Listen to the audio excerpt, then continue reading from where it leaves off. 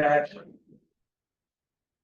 Oh, all right, didn't know you were waiting on that. I got some pretty good feedback from the last meeting. I think everybody was pretty happy with the discussions that were had, with the direction that things were heading. Kind of asked you to go back and take a look at the report. See if there was any suggestions that you'd like to move forward on, or any of the suggestions that we'd just like to drop and not even look at. So that's kind of what we want to look at tonight. I believe Tanya is going to, at some point, put out the agenda for tonight. Yeah, we have, in a moment, we'll distribute, both tonight's agenda and then new inserts for your binder. There are already 3 hole punched, and you can just drop them right in accordingly to their tabs to keep everybody consistent. They are gonna come around right now. I'll just give that a minute to be distributed. And then we can get into the discussion points as per the agenda. Everybody will get the same handouts. Everybody's binder will be the same. If after this, more people show up and they want a binder, just let us know and we'll create another piece for the next meeting and hand it out for you. Anybody see anything in the last meeting that you didn't particularly care for? Or you want to see done a little differently? Anything at all? You look like you're itching. Yeah, Or something like, come on. stand right up. No, I'm good.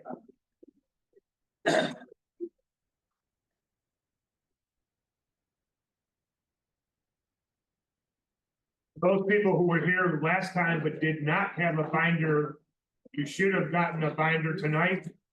If that's not the case, please raise your hands. We can mark you down. And we'll create one again. Don't see any hands up. All right, so then if you would take that distribution, you got one here for that? Kevin, do you have an extra one there? Well, you should have gotten now the distribution for the binders for people who were here the last time that did not have a designated binder. We also had a couple of extras the first time, and I think we've now given you your name tag and the spine, the slip in the spine of your agenda, of your 3-ring binder.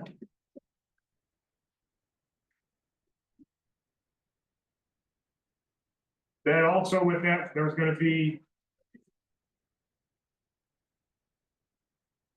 what was referred to as, I think, from the PowerPoint presentation from the next slide 16. That's called on your, what's handed on your agenda tonight, number 2D. And then there's an outline that Sean Hotelling created for us, which is an outline of the existing personnel. I purposely left off names, persona per se, and so you'll be able to see by jurisdiction. And there's also a page that shows those same personnel, which agencies they work for. And you know that some people work for multiple agencies. And then lastly, there was an outline of administrative staff per the, at least that's the information that we could determine. Did everybody, did you see all that and you're putting it in your respective binders? Okay, then also we put together a, for lack of a better word, a glossary of terms. Sometimes you get alphabet soup and you get abbreviations and acronyms. So we took a shot at trying to give you some information in case terminology comes into play as well. I guess I would suggest you put that under.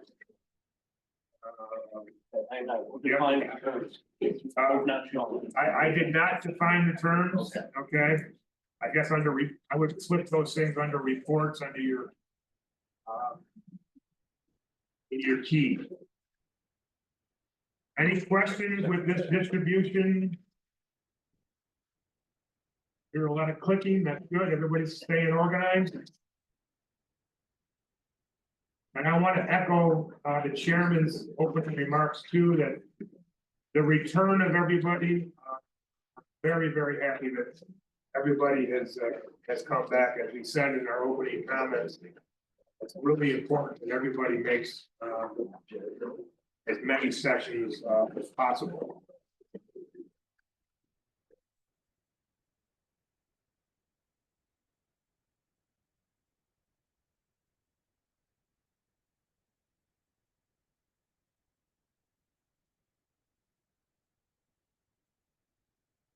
All right, as people are clicking away, I guess I'll go to number 5. So we had a conflict with venue. This building, as most of you know, is a very busy building. So right now, next month session, I need to move. And I don't right now have a specific location. I'm gonna presume it's either gonna be here in Carroll at the elementary school. If not, I'm gonna have to find another venue. I will keep everybody in the loop on that. And then the January session, I also had a conflict in this room. So we'll be going to the Carroll Durham High School on 145. That changes, I'll let you know, but that's, as I said, this room is booked, you know, months in advance. And I will get confirmation now. I know 1 month away is pretty close, and I don't want anybody showing up here at 6. Hey, where the hell is everybody? All right, so on your agenda, I'll come now down to item number 6. And as Pat opened up with in terms of either comments or status of the last meeting. Again, did anybody have any questions? Did anybody have any issue? Concern, complaint about the presentation from the first session, the material presentation by Fitch. I'm sorry, I should have introduced Todd, as everybody recalls, he was on Zoom until the hurricane hit his house last month, and he had to abandon the house for a couple hours. So Todd, welcome Glad I back. can make it. He flew in today, and I appreciate his agenda or his ability to be here tonight. But getting back to number 6, did anybody have any comments, concerns, questions about the first session? Let's get into that right now, I guess. And let's not be shy. We're here to be honest. Sean, on this, I just would have to say. Everything on that was fine. I just wondering, you know, as we go along here, we've got to find out what towns or what ambulance services are looking to get out of the ambulance service. True. And start from there. So whoever supervisors here or who's in charge of making those decisions as a board or these towns, we need to have that as legislators so we can see how we can approach everything. I agree. I just, in terms of the chronology of what we wanted to present, we have to get to that question. I'm not sure we're there yet. I wanted everybody to be able to clearly understand the Fitch report, the options, and the items that the next item, which I think was my takeaway from the first session, was the discussion on response time. And some of the people that I talked to, there was confusion as to the definition of response time. And I wanted to make sure that everybody has a concept here of what that is. You know, average versus what's algebraically called the 90th percentile. I had a fear that people didn't quite understand all of those numbers. That's part of the reason why I wanted Todd to be able to come back, to be able to review that analysis that they did, particularly how it outlines to the options that we have on the table and whether or not more options should be put on the table. I guess I'm very concerned with everybody's comprehension of response time and what the options outline as to what that would be depending upon which one we pick.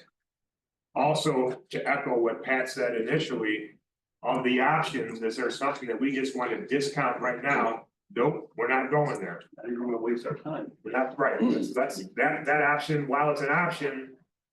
Do we say as a community, that's not the option that we want to talk about? Let's concentrate on something else.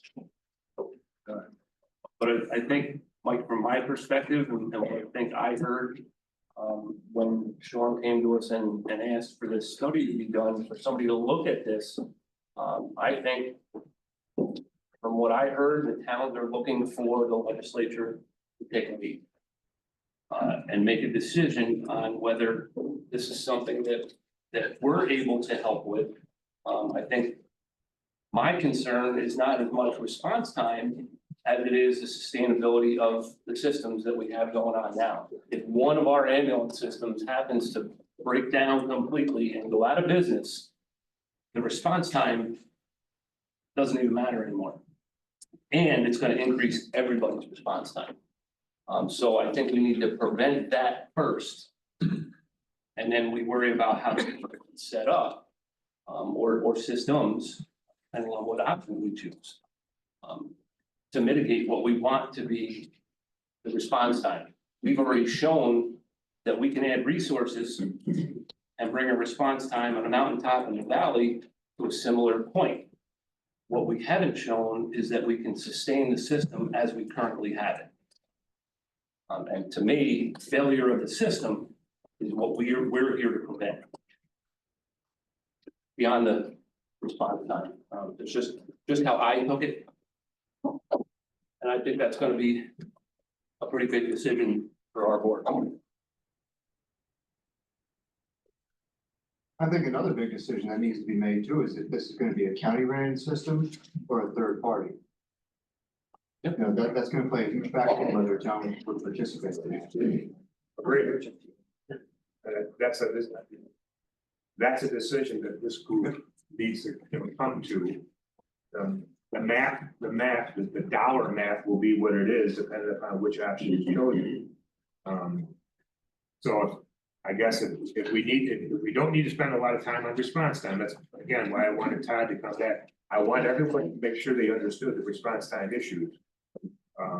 For the options that were outlined and whether or not. We don't like the response time of option number, whatever. And therefore, is there a different option that we need to get on the table? I think at the end of the day, if you're having a crisis, if you're having a heart attack, if you just broke your leg or whatever it is, you want somebody at your door at some period of time. I think the sheriff would understand, you can't put a cop in every corner to control crime or whatever.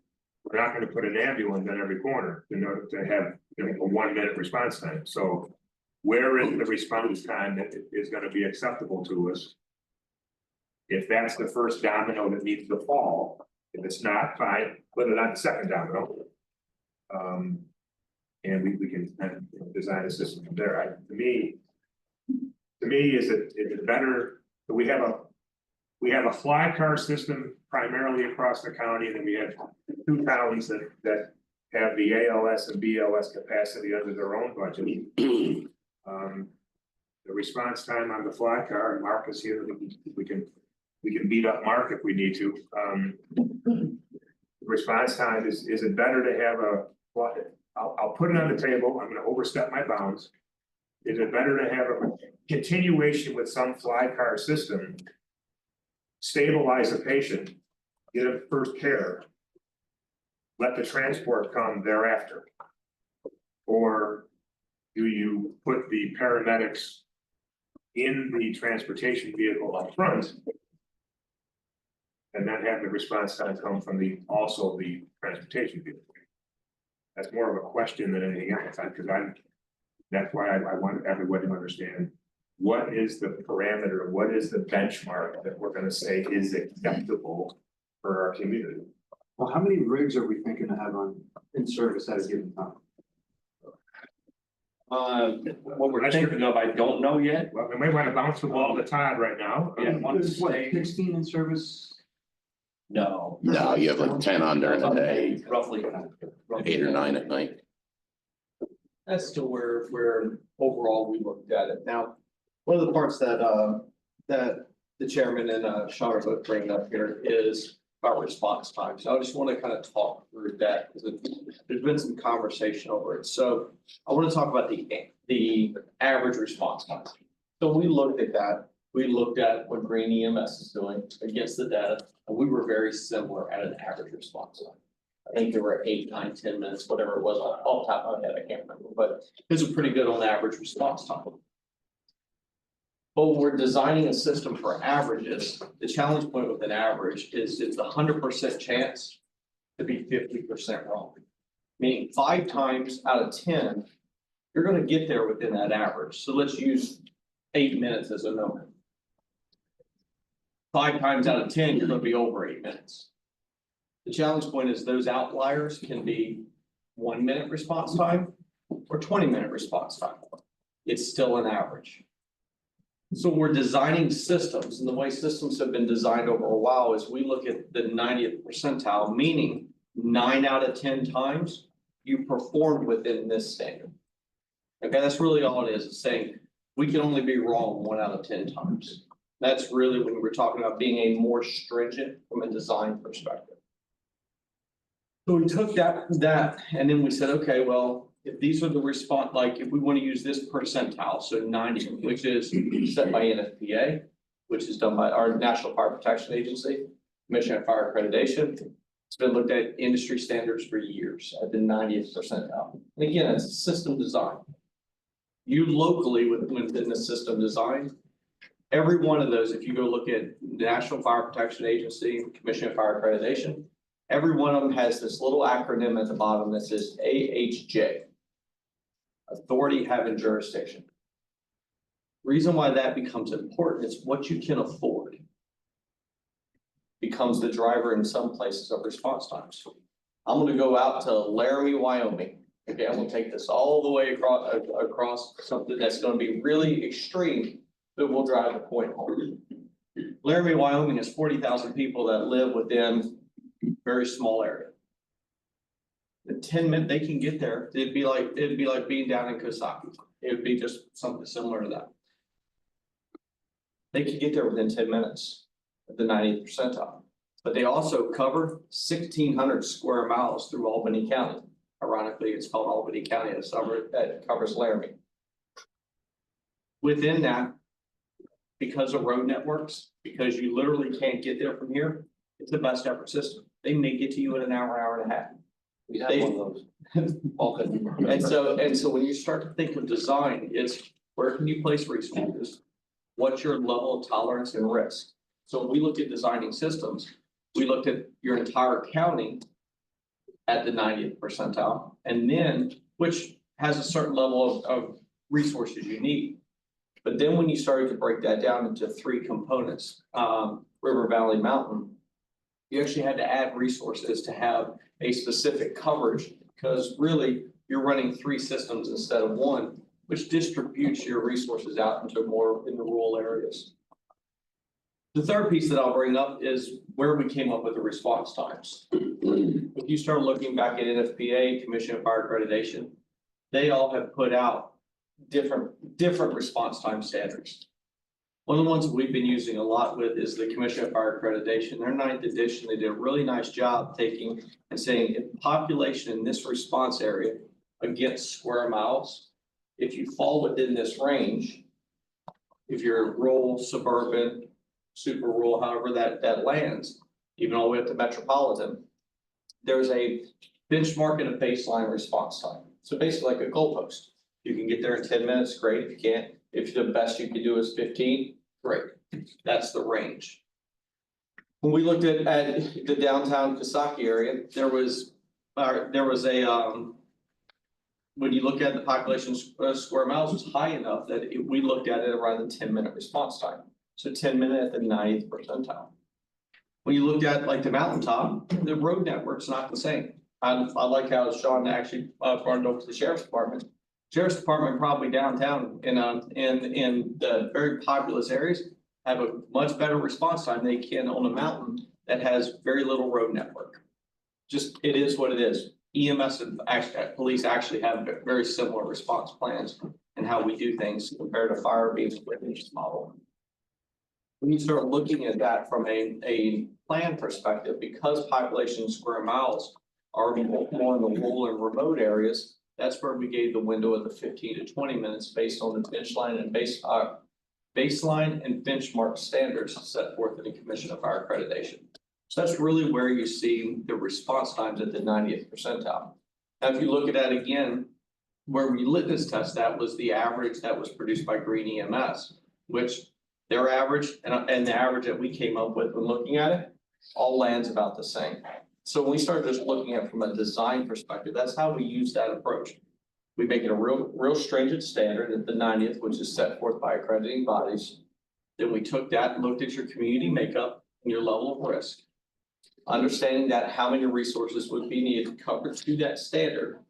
And then the last piece, we said, okay, is that better or worse than you're doing today? And in each one of the models that we looked at, all of them actually would improve response times in some fashion. So that's how when we started to look at moving across. So ultimately, we wanted to give you that kind of baseline and benchmark standard for you to work from. And then this again goes back to what you can afford, you know, who all plays.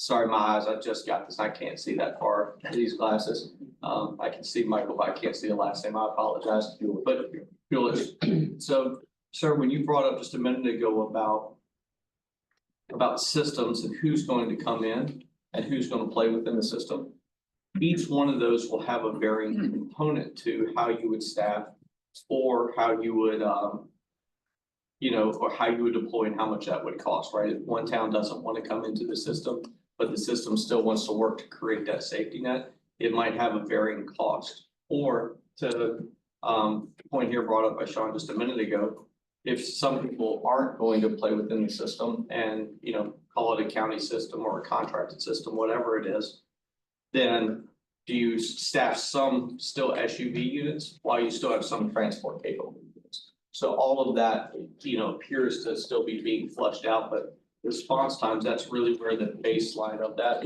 is started from to be able to drive that conversation, that conversation. Question. Sean, go ahead. So on page 23 of the report, Everyone pull your report up and turn to page 23. I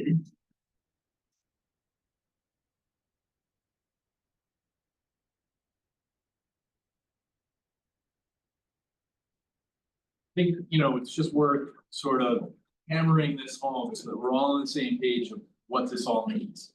There's two charts, and I'll use our system, our ambulance system as the example. So Hunter area ambulance, our average is 8 minutes. Your accrediting body standard, which in the first chart is travel interval 90th percentile, right, is 16 minutes and 30 seconds. So to me, when I looked at that, I was like, 90th percentile is double what we're already doing. So that's my first question. Then I didn't understand the difference between travel time performance by agency and then the total response interval by agency.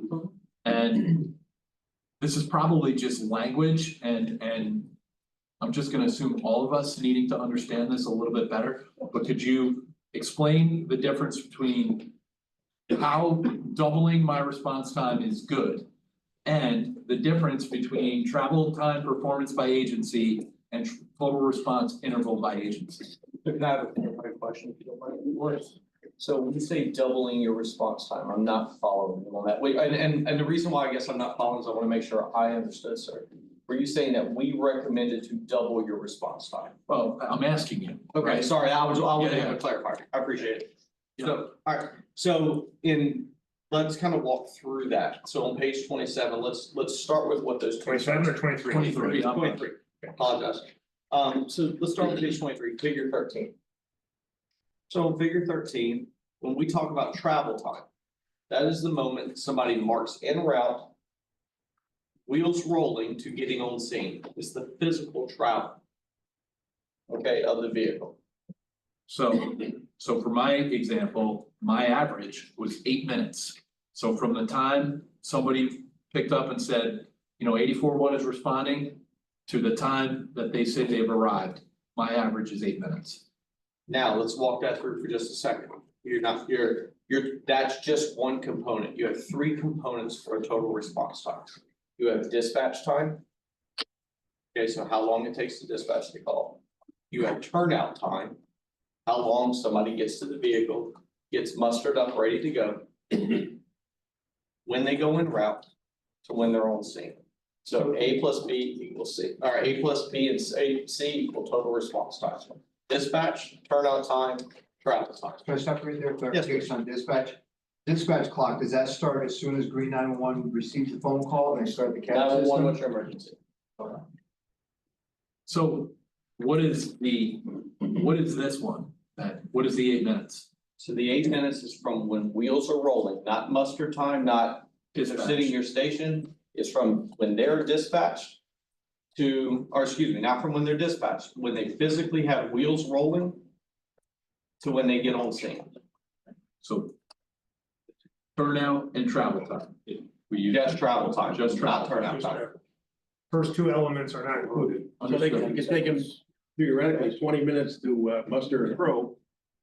Right, that's 20, that's not figured in here, and then 8 minutes to get to the scene. Yes, sir. Okay. Okay, so that's clear.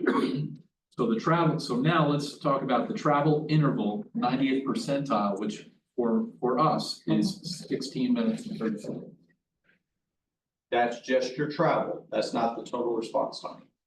So when you're thinking of a design of the system, remember, it's just about the travel time. Okay, so this is en route to on scene. What we're saying and recommended in your situation, sir, you are 16 minutes and 30 seconds. And if you look at it from the mountain as a whole, when you're talking about en route to on scene as a whole, is 19 minutes and 47 seconds. And an average of about 11 minutes. So So as a whole in your community is 16 minutes and 30 seconds at the 90th.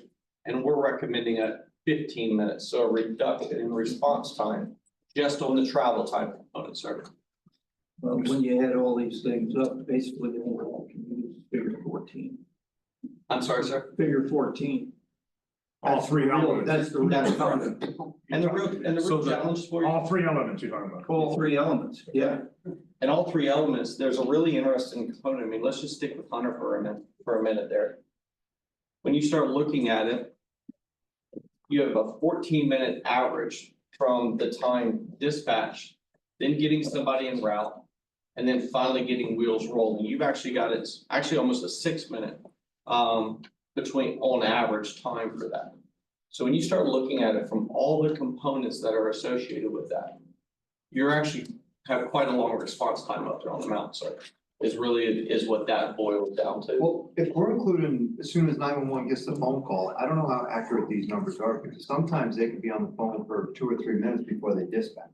Yes, sir. Which isn't an actual reflection on how long it takes the rig to get to the scene. And to your point, that's why we did the travel time only. Okay. Okay, that's why you have two separate charts in there, because what that does is there's two components that we can't control. I can't control somebody getting up at 2 in the morning and having to go to the bathroom before they go on response, right? I can't control somebody coming in from home versus somebody being in the station like Greene EMS. I can't control that variable. Dispatch, I can't control if it's a psychiatric call and they're going to be on hold for police for a while. I can't control that variable. The only variable in which we can actually measure to control the design system around is totally the travel time. Right. And so from that, we looked at the total system as it says today, because I mean, I think the sheriff would probably agree with me on this. There's variability in dispatching, as you pointed out, right? If it says cardiac arrest, somebody's rolling right away, right? No question. That you barely hit a 9 card and you're out the door, Is right? that true, John? With the Yep. system, they're allowed to dispatch ambulance. Well, as the dispatcher receives the call, the second dispatcher sees that, is able to dispatch, and he's taking care of the patient. I mean, some of the stuff is gonna be determine exactly what the emergency is too, whether you get crazy about it, or whether you just say, well, you know, this one's a bit nuts, what are we gonna do? Yeah, and so there's design components in the system for that as well. But that's something down after you kind of figure out, I wanna call it not only a design, but really a governance side to this and how you're gonna control this as a group of legislators. Then, you know, you can get down into the bolts and weeds of that on, if you staff all ALS units, you staff a BLS, you have a couple of chase cars, those components of that, but you're thinking correct, sir. So you said that, you know, the 14 minutes for Hunter is high. And, you know, so then I would assume that there's other data that goes into that. Because Hunter essentially is in the, you know, if low is good, you know, we're in the top 20%. You know, there's only a few that beat us. I'm assuming that. Then. I'm not following you, sir. No, I don't. So, understand. you know, 1405 for Hunter ambulance. That's an average, not 90th. Correct. Okay, so that's my 1405, but that's what you said was kind of high. That's my total dispatch turnout and travel time. And, you know, Greenville's at 1404, you know, Catskills at 1244. You know, so are all of those super high, or is it just Hunter? Like, and what is causing you to say that? Yeah, so actually I'm looking at the column next to that, sir, at the 90th percentile. Okay, so the 26 minutes, so the 26 minutes, which was 9 out of 10 times, 9 out of 10 times. We're looking at the system design. You're looking at a vehicle getting there between about 26 minutes, 9 out of 10 times. Okay, and from that, from a system design perspective, as I had mentioned earlier, you look up at 13. The only controllable variable that we can work with on system design.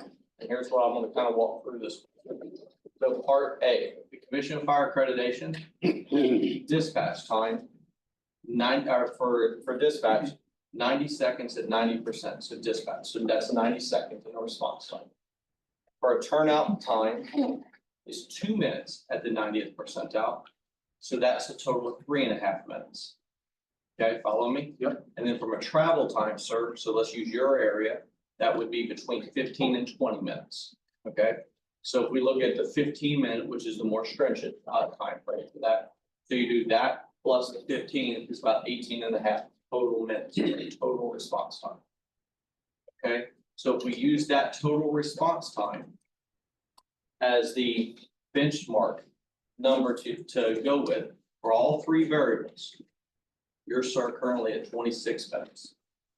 That's why when I say you're higher than those standards that we try to design the system around, that's where that's coming from. So to your point, I just want to make sure that we understood the travel time. Correct. The travel time, about 15 minutes. We're just looking is what we recommended. You're at 16. Once wheels are rolling, it's there for you. It's all the components leading up to. Is it a mustering problem? Are they coming from somewhere else?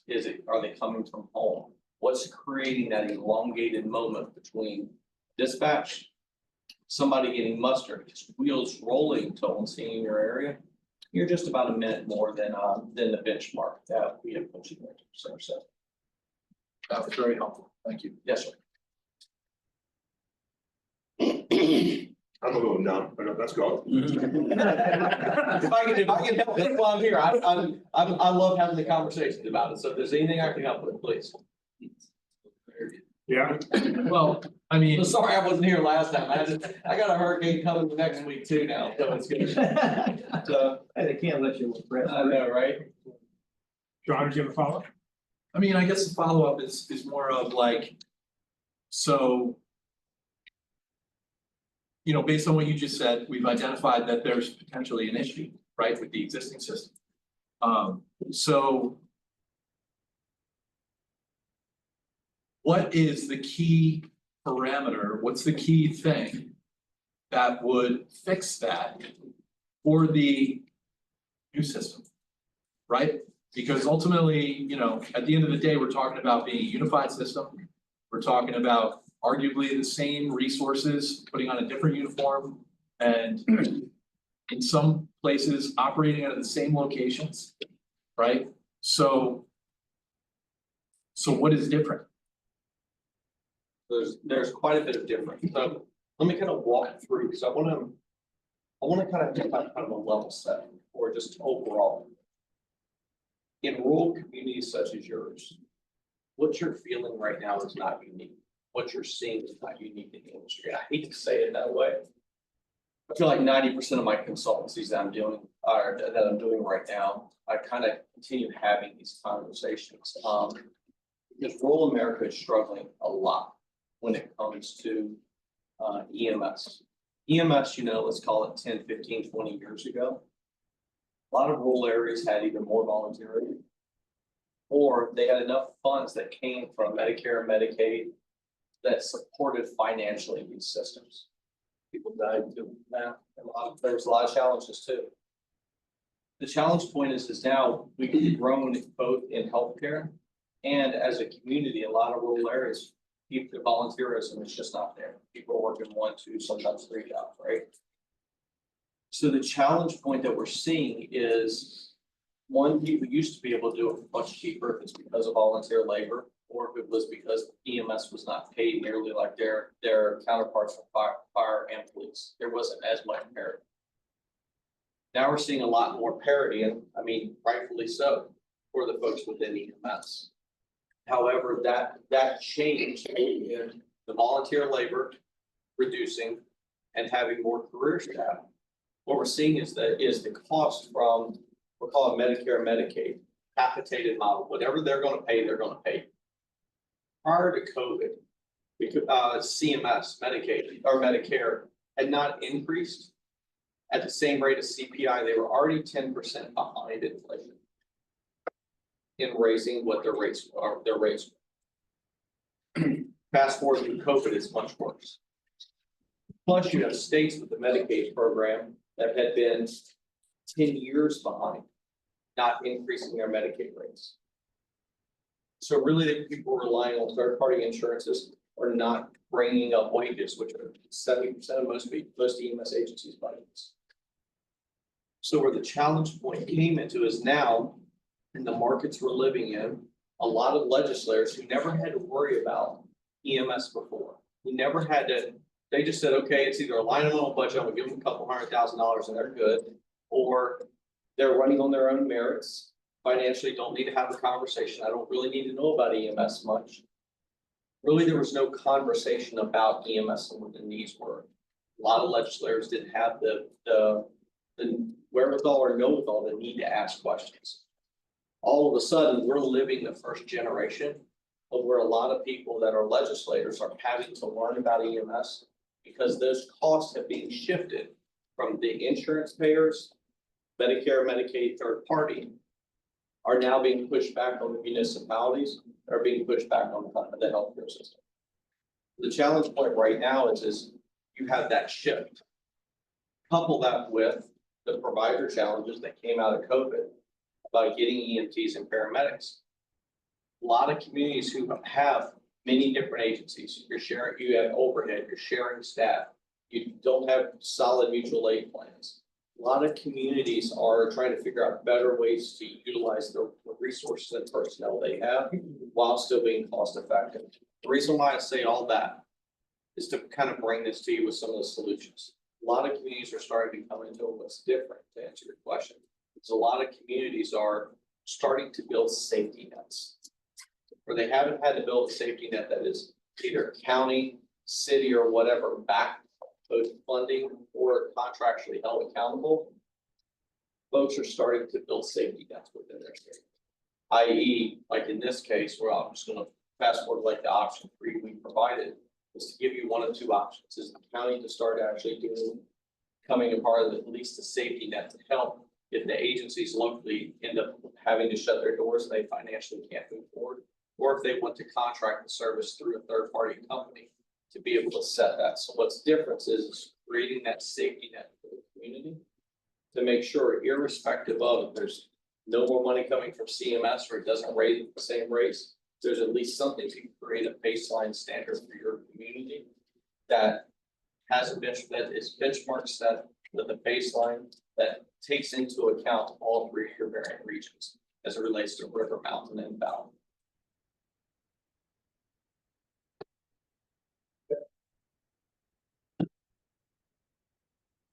One of the questions that I posed to the Association of Counties, our overarching body in the state for all of our counties.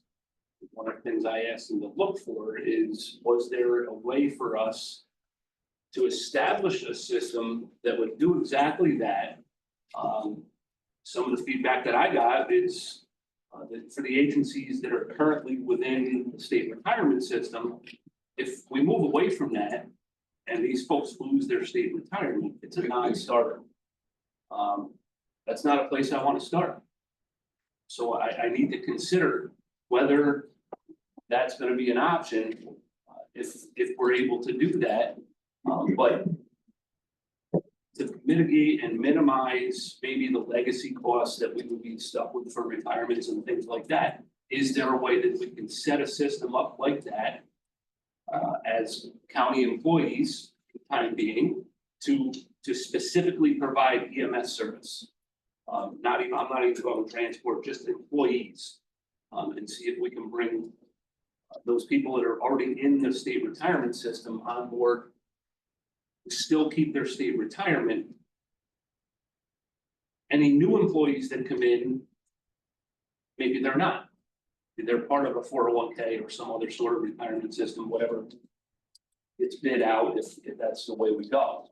I don't have an answer on that yet, which kind of tells me that probably a little more involved than you might think it is. But it may be an avenue that we can follow, depending on how that answer comes back. I don't know that it exists anywhere. So are you talking about a hybrid system then?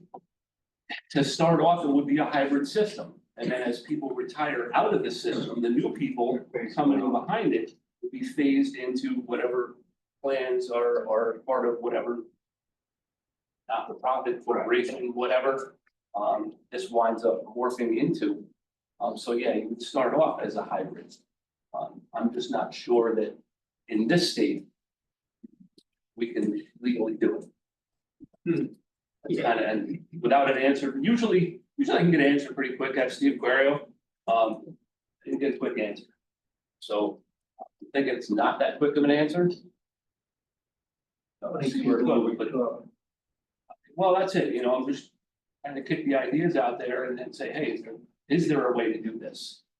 Because I don't know, and if leaving state retirement is off the table, then we need to know that. This group needs to know that. I think for us it would be, because protecting our employees is top priority. So that's a point that this group needs to know. Whatever we come into, is that going to be a majority decision where everybody says, look, we need to protect the people that are already in that type of a system. But also I think it attracts people coming into the system. I don't think so. But even the state right now has problems attracting employees, and I think. I mean, if you have somebody that's looking to get into EMS and they have a choice whether or not to go into a system with benefits and pension and that versus a not-for-profit with a 401k, I think they're gonna choose the other one every single time. Yeah, that's a slam dunk. I think that's a slam dunk. Yeah. And if I could just make one quick request. So, and I don't wanna lose sight of the response time, because I think honestly, it's a critical thing. At least for me. Is there a way to see sort of these figures, again, with a new column that shows what the goal would be if we went with, let's say, option 3, right? So you said currently, Hunter, right? 26, it's not good. For the standard, right? So if we were to also like keep this one more column, a goal, right? And sort of what the promise is, because I don't think it's easy to sort of, and is that number the same for all of us on the mountaintop, or is that my number, right? because of my geography, I don't know. And is that my number different than Catskill's number?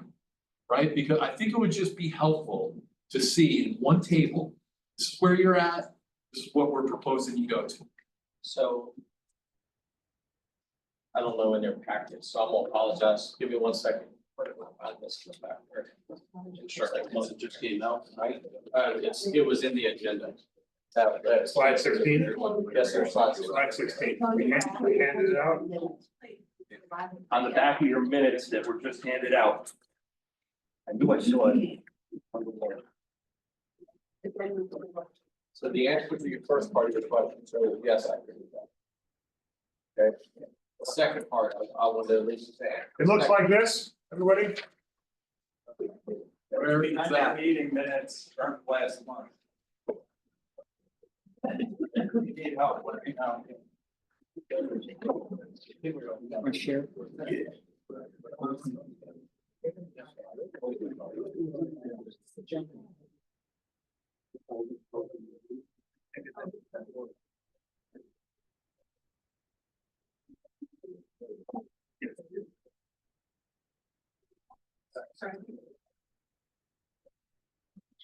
Yeah, this was. It's going to be shown on the screen. I remember seeing it, I just don't remember where I saw it.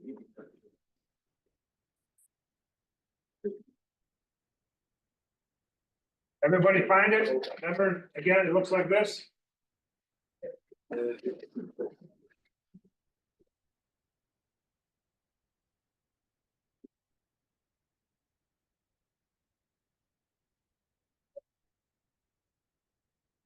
Okay, so I had not seen this. To answer your question. Well, if you want me to Let's walk through it. That was gonna say, do you want me to walk through it? Let's walk through it. First of all, wait, does everybody have the page? Yes. A couple people need copies for next time, but they have it now. Who does not have it? Okay, but you have it. We You now have a have share copies. document, okay, all right, thank you. All right, Todd, go ahead. All right. So the first thing I'm gonna point out is the gray section that says Fitch recommendation is 90th percentile. Okay, so when we start looking at River Mountain Valley areas, that was where by the population against square miles and road networks. By the accrediting body, that's where we designed the 10-minute response time to the 90th, 15-minute response time to the 90th.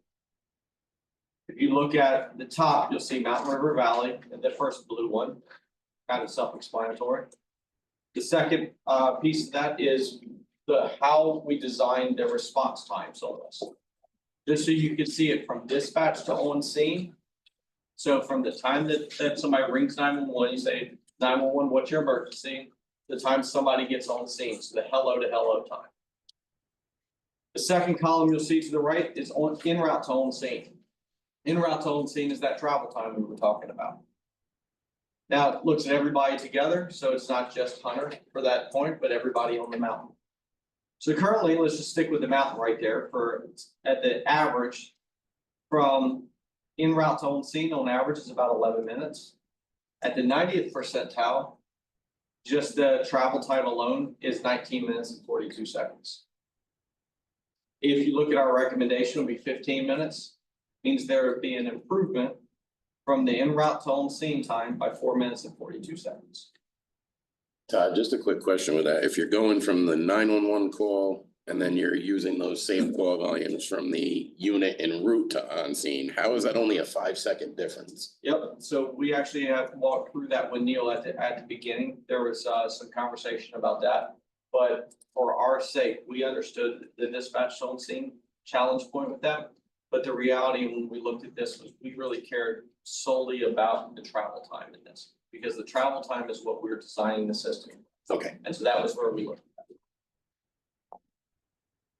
And So the same thing with dispatch to River. on scene would actually be longer than Yeah. that, than like. And so the other challenge point is, or not challenge point, so as you can see on the bottom, the last row is the difference.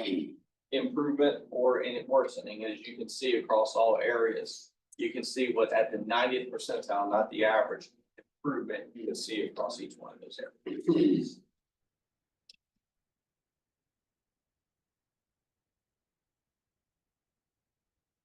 Hence why I wanted to have a topic of discussion tonight about the understanding of 90th versus average versus travel time versus dispatch time. I'll give you a great example. I just left an area. We'll leave names out for the innocent because that report's not public yet. Once it's public, then I can talk about it. But they have a very big county just like this. They have one town right in the middle of it that has a bunch of people. If they wanted to have an average response time of 8 minutes across their entire county, all they need to do is put one truck right in that one town. But 90% of all their calls happen right in that one town. If they don't put anything out in the rural communities and they don't have a standard out to the rural communities, then the contracted party there would literally only have to put one truck right in the town.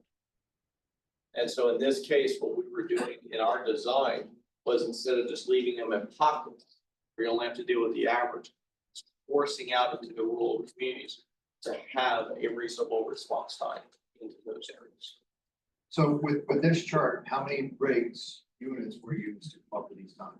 I believe, I'm gonna have to look at it, but I believe it was eight and a half units was what that came up to, so. And how were they split up? Let me go into that for you. Split up geographically, Pat? Yeah, because you're doing two on the mountain, one in the valley, right? That were, there's 3 zones. Two on the valley, one in the I just need to get to the charts. Oh, no, so in our recommendation, I'm gonna go right down through it. River region had basically 3 trucks, 24/7, one 12-hour truck. We did it separately. The valley had 2. And the mountain had 3. 2 24/7 and 3 24/7? Yep. And so in total, for the entire system, was 8 trucks 24/7 and one 12-hour truck 7 days a week. So that's kind of what we got now on the mountain, right? That's less than what we have. It's less than. That's what we have now. Well. So explain that then, 3, I'm just thinking Wyndham, Ashland, and Hunter, right? So, We have 6, right? yeah, but they're not on all the time. Well, I mean, George has 3 alone. Yeah, That's good. George is 3 alone, Casper. On paper or actually filled? I'm just saying, like, on a given day, right, like, on the mountaintop, there are 3 ambulances willing to, able to respond to something. Sometimes, I may have 2 crews on a busy winter weekend, sometimes Tom might. But typically it's 3. That's not counting the fly car that we have up there, right? So I just want to be clear, that's not counting a Greene EMS fly car. 2 of them. 2 of them. Right, which we have 2, right? No, it's not counting. Correct.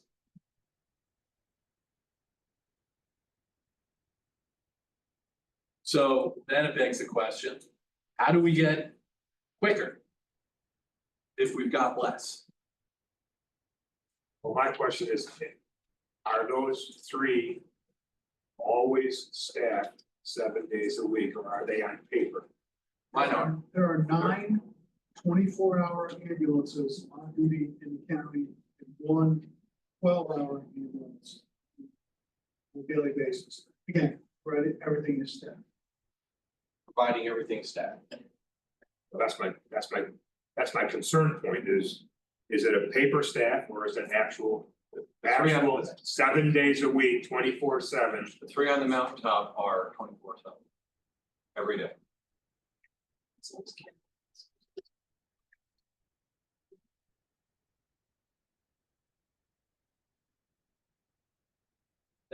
I will say that's a little different than we heard on them all being always staffed.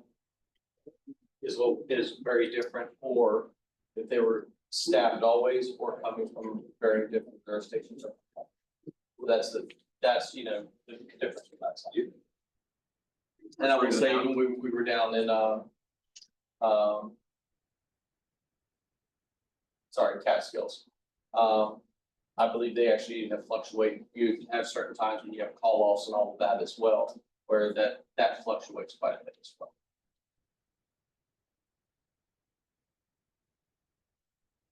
Yeah, the other concern that came to us from the beginning was the ability to keep staffing crews, because there's a finite number of resources to do that with, and we're not. I'm not disputing that. I'm not disputing that. We've struggled at times, but we've always maintained 24/7 paid staff coverage. You know, sometimes you gotta pay overtime, you know, whatever it is, we've gotten it done. But, you know, I'm confident, I don't know what you heard about Hunter, but we've been 24/7 for a long time. But that doesn't compensate, that doesn't Yeah. compensate for the backfilling Yeah. on calls. Because there was, the backfilling was the original responding agency was not able to respond, either because they were already out or they didn't have the staff, so somebody else had to fill in. Certainly, I mean, in times of high call volume, you know, if we're already out, we're already out. You Well, know? not even that, when hospitals go on diversion or Yeah. the rigs are stuck there. Yep. 2 hour run with an ambulance instead of an hour. So again, I sort of, George said if there's 9, right? If there's 9, and you are essentially stating, you said there were 6, 8, 8.5? 24/7 all transport capable at the ready. Okay, so the quicker, the improvement, right, that you're presenting as part of this report. I'm gonna assume it's not solely based on the fact that, you know, in the new model, they're all staffed 24/7, 100%. That can't be the answer. Because, It could be, if you had a single provider that can move those resources around as needed. We move them around now. What happens- not to the extent that will be if it's a full county system. What happens in times of high volume? Are you gonna put on more than 8.1 or 8.5? Because in the winter and summertime, every weekend, we have double staff. Ashland, Wyndham and Hunter. And this is just a baseline, obviously there'll be seasonality in the system, I think we pointed that out as well. But this is the baseline that you need, just have a measurable response to that. So this is the baseline 8.5, 24/7. We need it based on that performance. So in the high volume, the mountaintop would have 6 on. It would have more, based on what their need is. That's correct. I mean, we will never go with less than we have now. Yeah. That's the question. Yeah, it's your base level. That's where some of the confusion, even in the prior studies, was they came out with the FTEs and the number of units, and everybody got so focused on, well, it's the number of ambulances instead of what the definition of the equivalents were.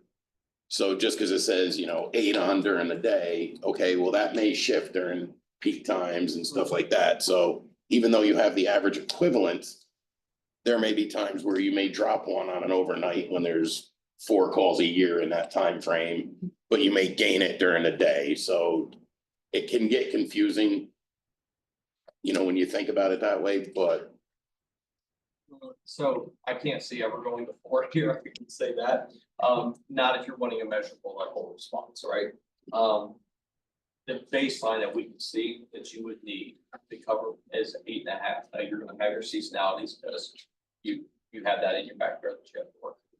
But as a baseline, I mean, just to cover geography here, I mean, you need 5 units just at the rate to cover geography. You need to have a baseline level of response. And then you gotta tackle on that, the time on task, which you don't have a hospital, you still have a wall time issue. And you still have all the other demands, so you've still got those challenges as well. How many So is the total location- ambulances we have altogether? How many would be in the fleet for the county? So actually, let me Can I ask a clarifying question? I mean, they're not all gonna be running Staff, at the same time. staff, staff with people or just? No, how many physical ambulances? What's your total fleet count? Well, that would be definitive on how big of a system you're actually designing and what comes out of this group realistically. Can I give you just at least a ratio, sir? Okay. So when we typically design systems and we're working them, you're a station-based system. Here, you're not sitting on street corners. So we at least at a minimum would expect having, we use a 1.5 ratio. So whatever your highest number of units you're gonna staff during the day. So in this model, we have 9. Multiply that by 1.5 and round up whatever that comes to. So that would come to what, like 50? 16 vehicles, whatever that is. That, whatever that ratio is, that's the minimum number of rolling assets. Now, of course, all of those won't be staffed anytime, but that at least gives you the time for, so if you need to flex the system up, because you got high call volume, you've got your seasonality. Plus, it also allows you to do all your preventative maintenance. You got vehicles out for work now. So that's the minimum ratio that we work with for static-based systems. Looking at page, I can't hear you, sir. looking at page 37 in the report. I think this may answer Tony's question about how can you improve response time with less units. My understanding that looking at different deployment locations for those units, so that response times to certain areas may be reduced. That my understanding of what this section looks at. That's correct. What we did was we looked at it from a marginal utility approach. So what is the value add for each resource based on all the current state limitations? So you are correct. If I look at this, so to improve Hunter's response time, Catskill takes one of our 2 24-hour trucks, puts it in Panelville, then yes, calls can get answered in Hunter shorter time frame than they would if, whether it's another 100 unit or a unit coming from further away. Is that accurate? That's accurate, as long as, because like I said, that's why when we based it around those stations specific, it was, and that's great catch, Chief, I appreciate that, is really looking at it from the station base to make sure that performance was there for the entire system. You're staging a resource. Let's be clear that the option here is it's a centralized system. I'm misinterpreting that. There's no longer, what, eight systems? It's a single system. That's how I want to make sure, I want to make sure I understand that, but for the floor as well, is that. But centralized of what? Of administrative, like centralized meeting, and we're talking, I guess, about option 3, right? I think that's what we're all talking about. Right. Right? And we haven't really gotten into sort of the nuance of, which is, it's a lot difference between option 3A and 3B. But centralized meaning, HQ is somewhere, right? It covers the county. Right? We define that as centralized, Yeah, towns are out of business, there's a central system. correct, I'm not sure who owns it, but there's a central system. correct. So what you've said, at least for the mountaintop, right? Is that we're essentially gonna keep the same baseline resources up there, that we have today. And that based on the location of any individual resource, you're going to reduce my town. The goal is by 4 minutes. So far, I think we're together, right? So for me, and based on seasonality, based on sort of oversight, I then want to really look at the Mountain Valley River option, right? And to understand sort of what benefits or what drawbacks that has versus the countywide system. So let me kind of walk through, I think you bring up a very valid.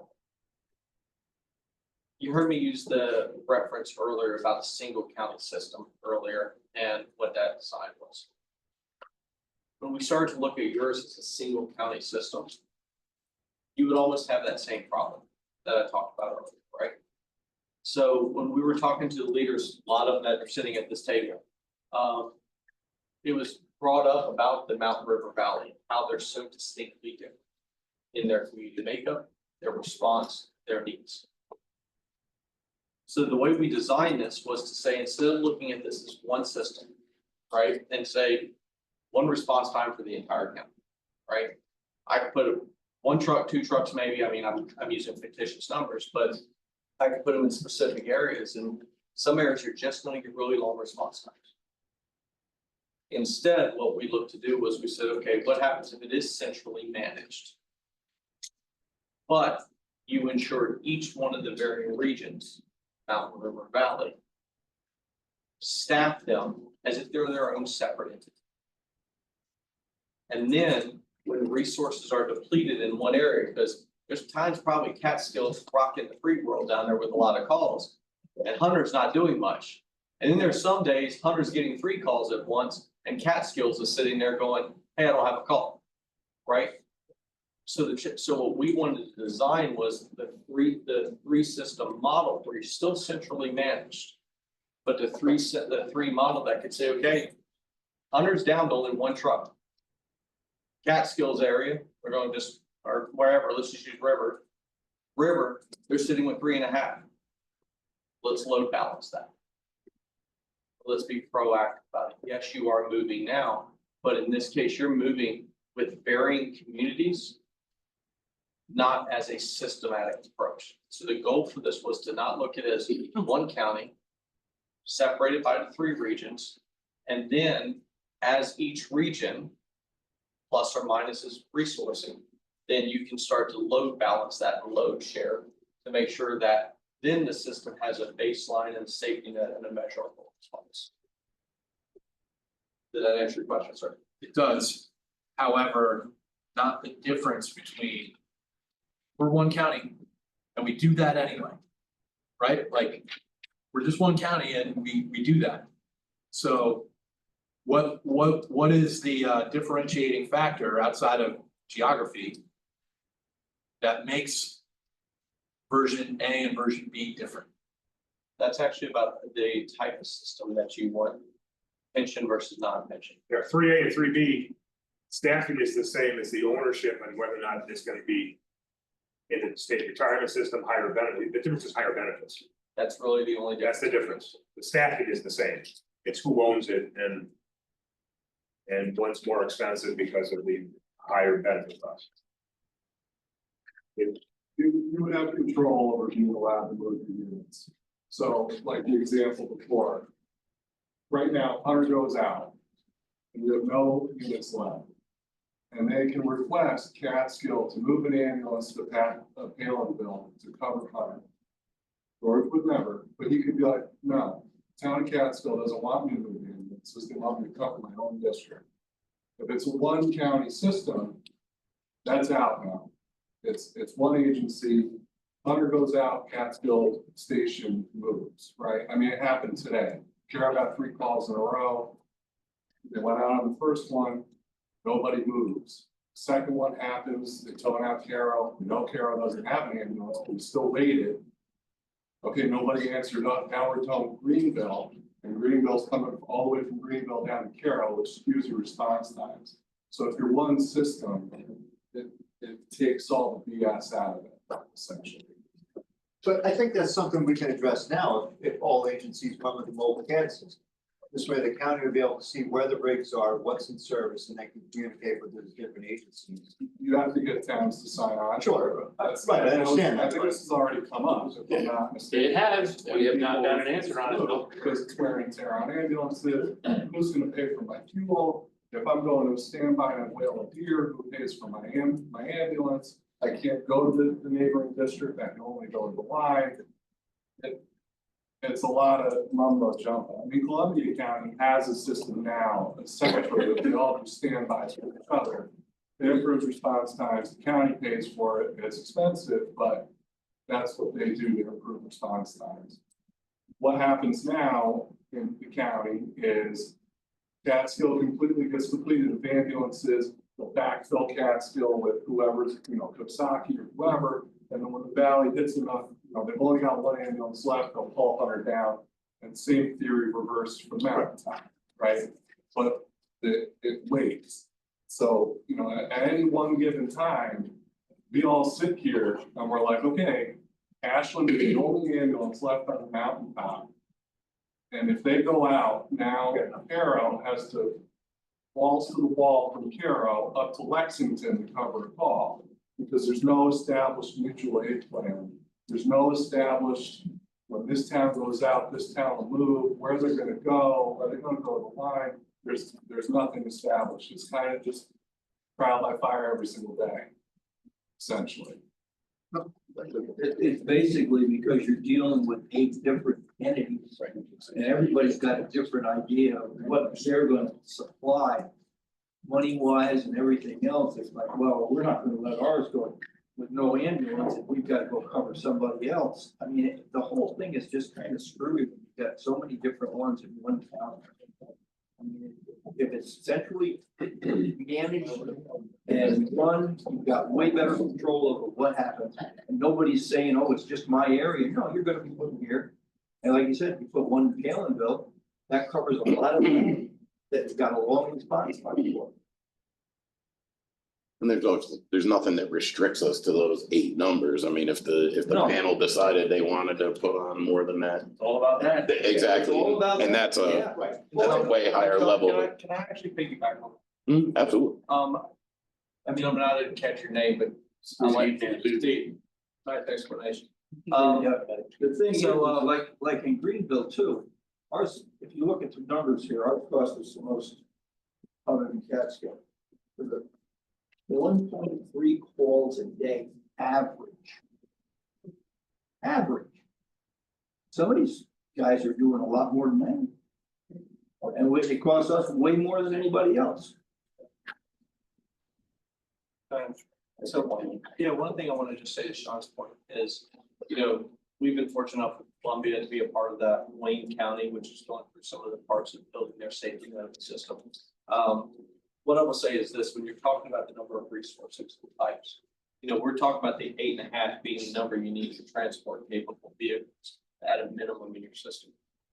Part of it we've worked in, especially, and I won't pick on Wayne County, for instance, is Wayne County has areas that we're going to continue doing this on our own for whatever reason. A couple towns have said that they're going to do that. However, because they only can do it as BLS, because funds don't allow ALS, they still have a couple chase cars out there. They understand it's going to cost them more, but from a policy perspective. Well, that would be the thing that I would like, is still have the chase cars on there saying you do BLS ambulances. And you don't need ALS ambulances, like, except for in Catskill possibly. And some of the other ones don't need to be because the chase cars take care of it. They can stabilize the patient and then they Right, go. but if you're moving brakes throughout the county. Yeah. You have to have a standardized system throughout.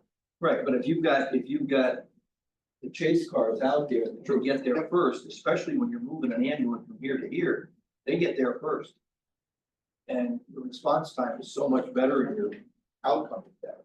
So, Mr. Benson, the only thing I would say as you're thinking through that, on whatever you on the legislators want to decide to do. The part to think through that is then you're building 2 systems on top of each other. You've got a chase car system with 1 person, and you still got 2 people in an ambulance, right? So that's gonna be essentially on the critical calls, you're having 3 people. Good or bad, however you want to decide that, but at least having, when we built the system, we said at least it'd be an ALS and a BLS person in those transport capabilities. So we had combined that, really to have 2 people versus 3. But in certain systems, as I mentioned, the reason why I brought Wayne County up to your exact notion there, certain areas, they're only doing BLS trucks, even as the county.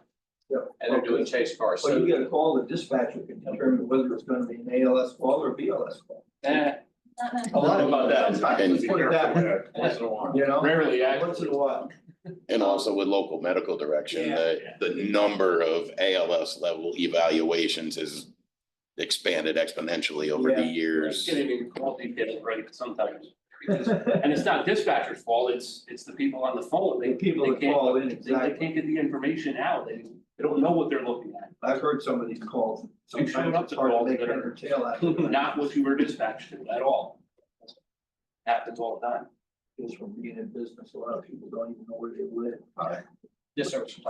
The budget you referenced in the plan, that was based on, if I'm correct, AOSM. That's correct. There was nothing else, just AOSM. Just ALS ambulances and I believe supervisors were in there, which were ALS supervisors. And those would be the police vehicles, single man units, single person. And so that's just how we had decided now. As you move forward with the legislative body and whatever the funding will be, whatever model you all ultimately end up choosing or not choosing, whatever you go with that. Those are all just different design options. You can have a binder. Yeah. Who's in, who's out. Yeah. I got that. Well, it sounds like we're kind of gravitating in a certain direction here. Everybody's in agreement on that. But I think the move to a new system entirely, whether that is 3A or 3A or 3B, can remain to be seen. I do think there's like option one, with system coordination, there's probably some of that we can start almost immediately. Yeah, like why can't we all get that? Like, why can't you all get kids? Why can't you all participate in, office supplies central purchasing type of things, but everybody uses. But if you put it out to bid and get a bid price on these things, maybe we can save some financing Now, not to put any more in work that aspect. on Sean and the county, but on the highway side of things, the county puts things out to bid. Wash stone, culverts and stuff. Is that something the county is going to do on the EMS side, put things out to bid? Yeah, I think we can do it easily. I don't think that would be a problem at all. And this The way only thing for we us, we might, just passed a resolution to go off the county bid. yeah, we would have to do the same. We'd pass a resolution to allow towns and other entities, even, this is where we gotta be careful, because some of it's not a municipal agency, I'm not sure If they can, that they could do the same type of thing. We'd have to look into that. It's not just easy to do it. Right, Greenville wouldn't be Greenville buying it during. even Greene EMS. Right. Would be a problem, I think, for the not-for-profits. If they're a legal But it's not looking like that. nonprofit, They can buy gas. they should be able to. I think we can easily look at that. We buy our trucks with it. Yeah, then they would just pass a resolution saying. Gas is on the same thing. Yeah. But I think that's something that we can easily look at, that we could probably put into effect before the 26 budget time, that everybody could benefit from a little sooner, that may help out financially in the meantime. I know some of you are looking at pretty high increases in your budget numbers for the next year. You can some of that quickly and easily do that, George. There's already some buying cooperatives out there, there's Sourcewell, HGAC, that would be available to both municipal and nonprofit organizations. So you're not trying to research which vendors, EMS supplies participate in the program. And could you see as significant cost savings through that versus the county going through, the process of going out to bid for stuff? They save the county a lot of headache and also alleviate some of the issues of who can participate and who can't. Might have already been done. Yeah, why recreate the wheel? I just wonder, how many EMS agencies in the county have that system? Right now, you currently have Greene EMS is up on it. Everybody heard the question? Repeat the question, Sean. He was asking how many agencies are utilizing the mobile CAD interface out in the vehicles with the AVLs. You have all the Greene EMS fly cars started on with it. And you have Wyndham Ambulance, Ashland Ambulance currently up and running, and Hunter Ambulance is in process of getting theirs going. And does our dispatch center have access to that information? Absolutely, it's live view. Actually, the coordinator's office has access to that as well, But it seems to me like that's less helpful when you don't have everybody on. in the valley, there's Yeah.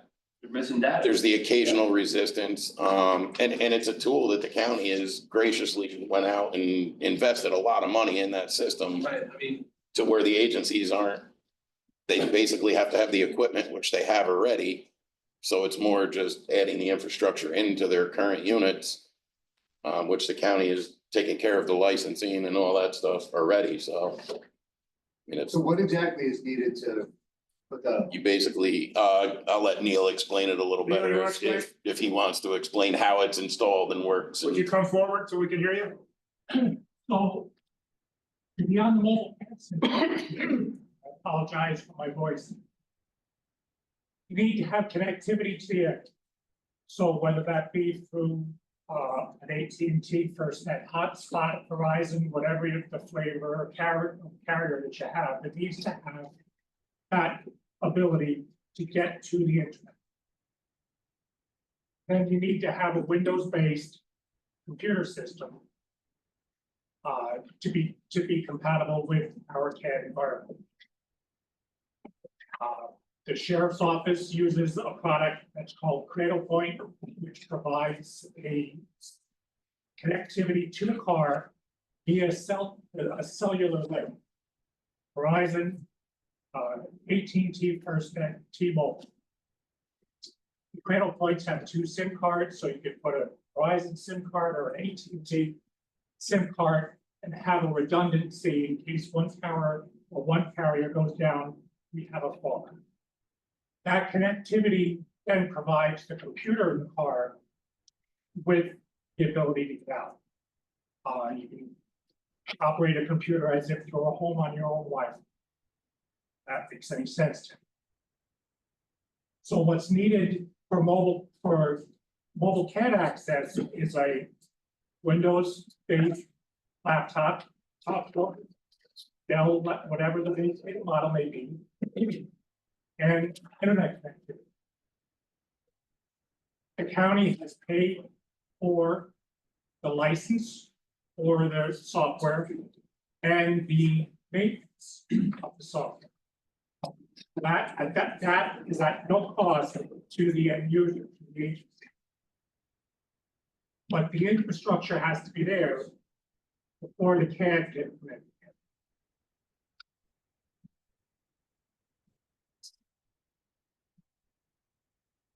I have no idea how much it would cost each individual agency because it would depend on what the agency wants to take as a product. Do you want a Dell product?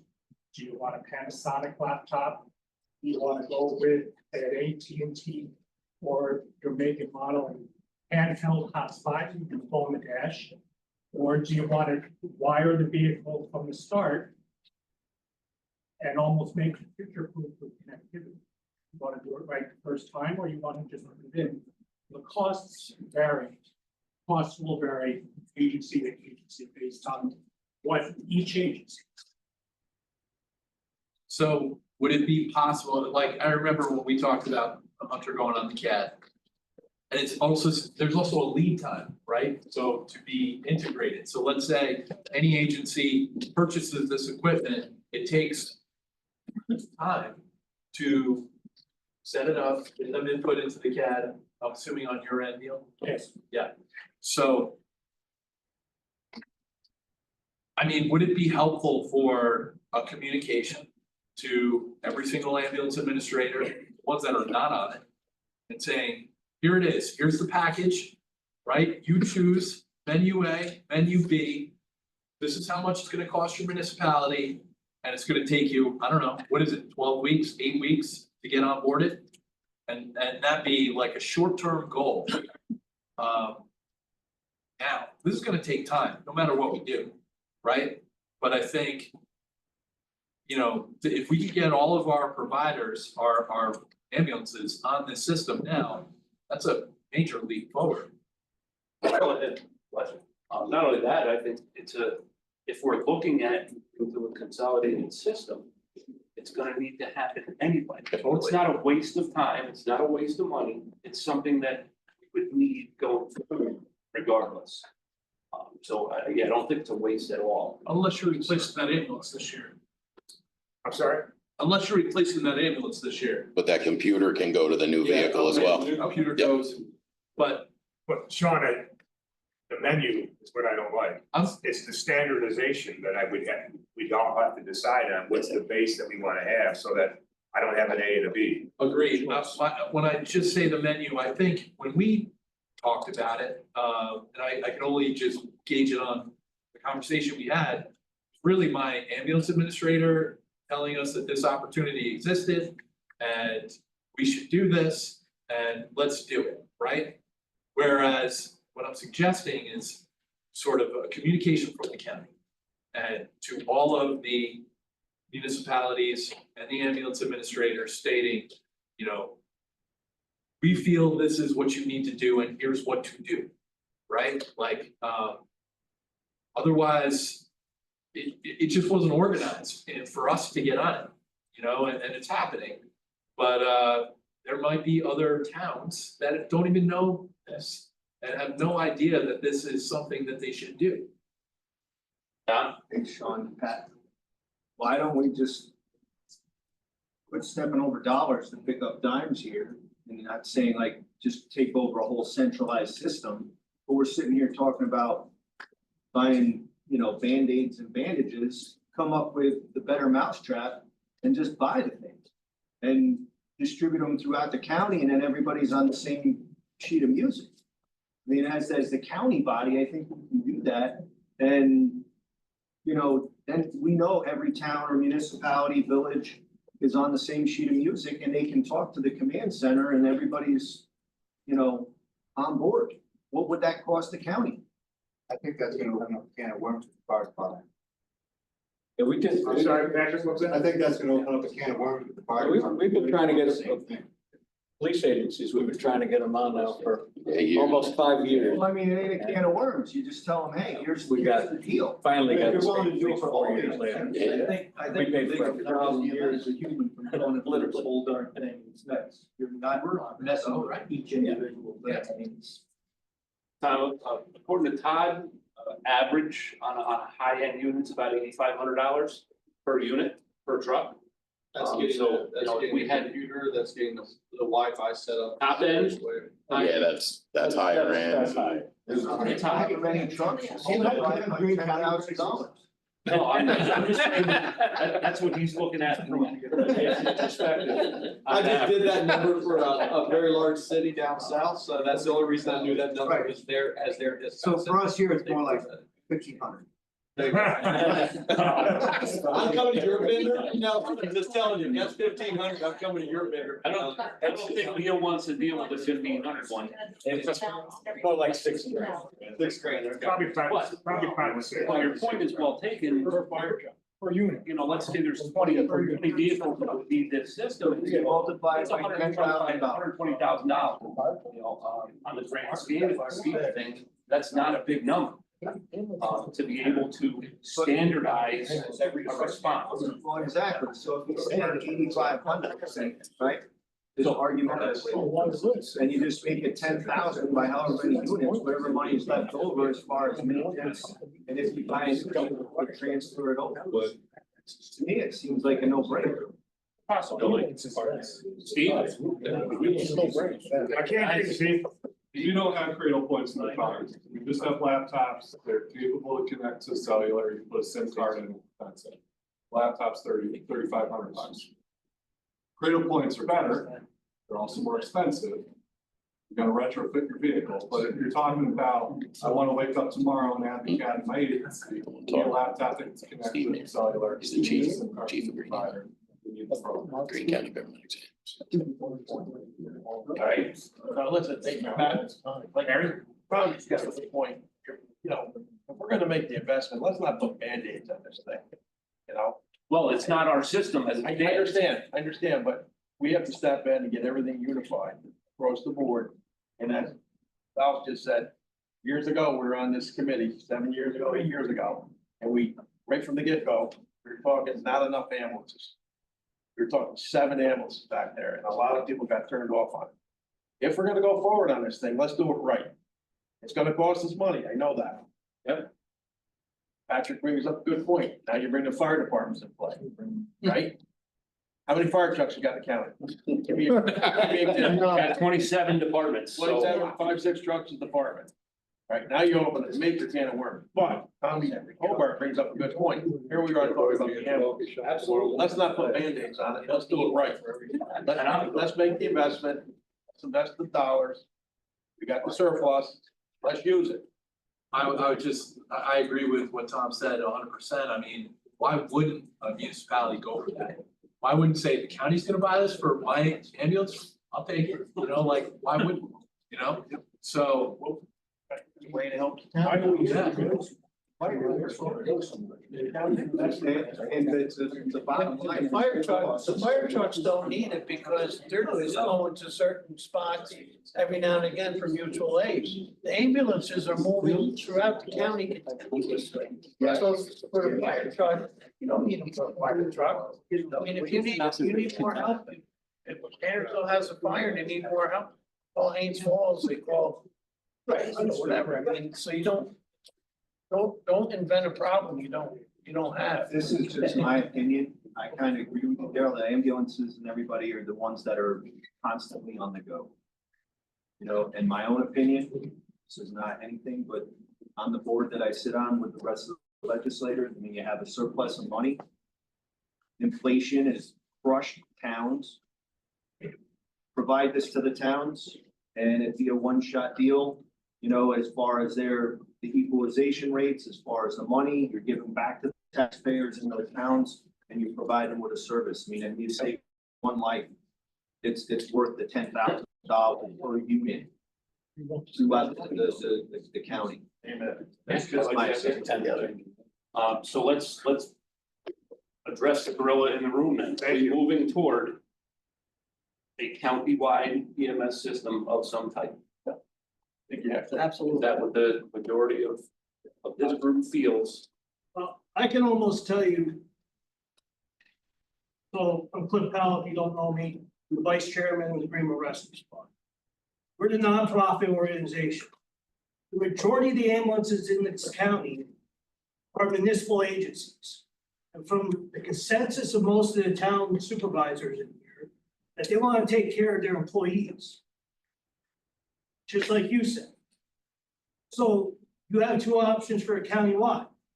I guarantee if you go out to bid to a private company and say you want 8 full-time ambulances with 4 supervisors and fly cars and 1 12-hour ambulance and go out to bid for that, you're gonna be astronomical in what some of these ambulance companies are gonna come back. To take care of your employees, you gotta keep them in the state retirement. So really, there is no option other than the county picking up the bill and running with a countywide ambulance. Coming up with an agency, whether it's Sean being the EMS coordinator, taking over as the role as the chief and developing a plan from that, and then going off of that. Because otherwise, you're just talking in circles. Well, I don't know that we're there yet, but with all due respect, but because I don't think we've studied that far enough to see what that type of a system looks like or what it would look like to get there. I think there's a lot of You have things. to make the commitment though. You have to, that's what I'm trying to get to. Can we make that commitment? We're slowly moving in that direction. But, you know, if, for example, how does your existing ambulance fit into this program? I can't hear you. How does your existing ambulance fit into this program? What's it worth? What's the value coming into a countywide system? You're not just gonna hand it over to somebody else. Your town taxpayers paid for it. No, they didn't, but okay. Or you're not for profit, aren't you? Right. So we're not for profit that we subsidize. But the same thing. $500,000 a year. You pay payroll. So somebody bought that resource, right? Right. So in order to move to a different system, if it's a valuable resource, it has a monetary value. Look at, you're either gonna go out to bid with a private organization saying you want a minimum of this number of ambulances, this amount of staff, or the county's gonna have to start looking at, it's gonna cost us this much to buy these ambulances. It's gonna cost us this much to take on the staff and pay their retirement. Agreed. I think what we're talking about is building the system, not fitting the system. There you go. Yeah. Well, if you're Exactly. building it, then it's gonna be a county-run system. Well, a municipal system, right? Like, you know, Right, a county-run organization. and I agree, Like you but just said, we're getting there. we're getting We're there, getting there. right? We're And, moving but I down think the what we're talking about is that this system gets built by the components of today's system, right? Like the towns. And potentially, you know, I can't speak for you or your system as well, right? So you're covering Greenville. So, you know, how does that play into it? I don't know, I can't answer that for you, but the people that I am currently employing as the town of Hunter, right? I'm anticipating that those assets and those employees go into the county system and become part of the greater good. That's Right, but again, it had to be a county-run system, because I guarantee you, if your employees find out that it's gonna go to, say, Greene EMS, and they're gonna lose their state retirement, stuff like that, they're gonna go start finding other municipal jobs to keep their retirement. I agree with you. I. Yeah, we don't wanna lose any available resources. Yeah. And that's why I said that's not. That's why I'm saying, realistically, you've been talking for an hour and a half, pretty much a circle, pretty much coming to the same conclusion that you want a county-run system, or one county system. But all of you want your municipal employees to keep their retirement benefits for the most part. The only way they're gonna do that is if the legislators pick up the foot and say, we're gonna take over this system. And that's the option you go with, and there is no other option. And then your only stuff from there is the town of going to the town of Catskill, are they gonna go on board with it? Is, you know, the town of Coxsackie gonna go on board with it? And so on and so forth, every town, because I can tell you right now. I guarantee if you went to the town of Greenville, they're gonna say, yeah, we'll go with the county system. That ends my contract for my employees. Greenville Rescue Squad will be out of business. That's just how it is. Same with probably the town or Durham ambulance. Same with probably Greene EMS. But what Those does three it mean? nonprofits will be out of business. But what does it mean for your residents in Greenville? That's up to the town to decide. They contract with us. I understand. So if the town says, yeah, your plan says that there'll be an ambulance still in Greenville at some point. Me, I know, just like you in New Baltimore, fire department does first response. Well, in a countywide system, you're also gonna have to go to the fire departments probably and ask them if they're willing to pick up to do EMS first response, because I guarantee a lot of these numbers, there's no way an outside going from 26 minutes to a response time to a 15-minute response time. So you're gonna ask other agencies to help pick up the bill, so you have a better someone there sooner to provide some type of care. It's a possibility. And we've been to the fire advisory board about that in the past. There's no topic. Yeah, that's a whole other topic. Yeah, let's not get there. We're dealing with EMS right now, and I think eventually fire is gonna come into this same type of a discussion. It's like I said, we have 27 fire companies in this county. But I want to get a direction on where we're going here and what can we take off the table? You know, so can we take option 0 off the table? Can we take option 2 off the table? And we're gonna start off with option 1 to look at getting some buying power to save some money and then moving it at the same time, moving into option 3 to develop this countywide system, which is in no way started to be developed yet. Mr. Chairman, I'm just saying, the recommendation that I threw out there, I like it. it brings the components involved up to speed. Well, it also So starts as the the thing process. develops, then you see what resources we have. And to me, to be honest with you, if it's a non-for-profit or whatever, like whoever's involved, make sure that they're equipped. Here's your glove, get in the game. And then build from there, and because obviously we're not even to that. We don't know depreciation of equipment. We're nowhere near that. Municipalities and what money's owed. I mean, these towns have taken out grants on rigs, how much, debt load. That's a whole nother piece of the puzzle. But for right now, we can bring everybody up to the same speed and make a better evaluation or assessment on where we gotta go. That's just But my if you opinion. go at that slow pace, which I understand why you would go at that slow pace, but if you go at that slow pace, this process is gonna be 10 years down the road. No, No. Wow. no, but it's not gonna be within a year because it's gonna take that long for the county to get a CON. I understand that, but at the same time, We're making progress. just right like now. Henry said, you have, or Harry, sorry. You have a surplus of money. It was put in the paper. Maybe take some of that money and buy Listen, equipment. take it from a guy who knows what comes out in the paper, it's not always the truth. Boom, boom. Guys,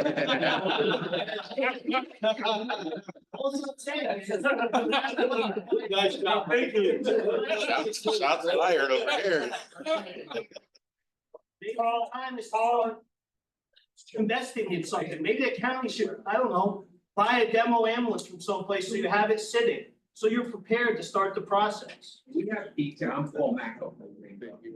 We have numbers from all the towns and municipalities about what it's costing in 26 for ambulance districts. It's all in that chart. We don't have 26 numbers, we have 25. 24. That's in your binder. Because I think people would be flabbergasted at that number, see how high it actually was, given our population, I know geographically and stuff like that. It's tough to provide services, we're so spread out, especially in the mountain top. Greenville this next year is gonna be just shy of $612,000 for paramedics for EMS services. That's the paramedics, fly car, and contract with Greenville Rescue Squad. To be perfectly honest with you, I don't think you're gonna see that decrease.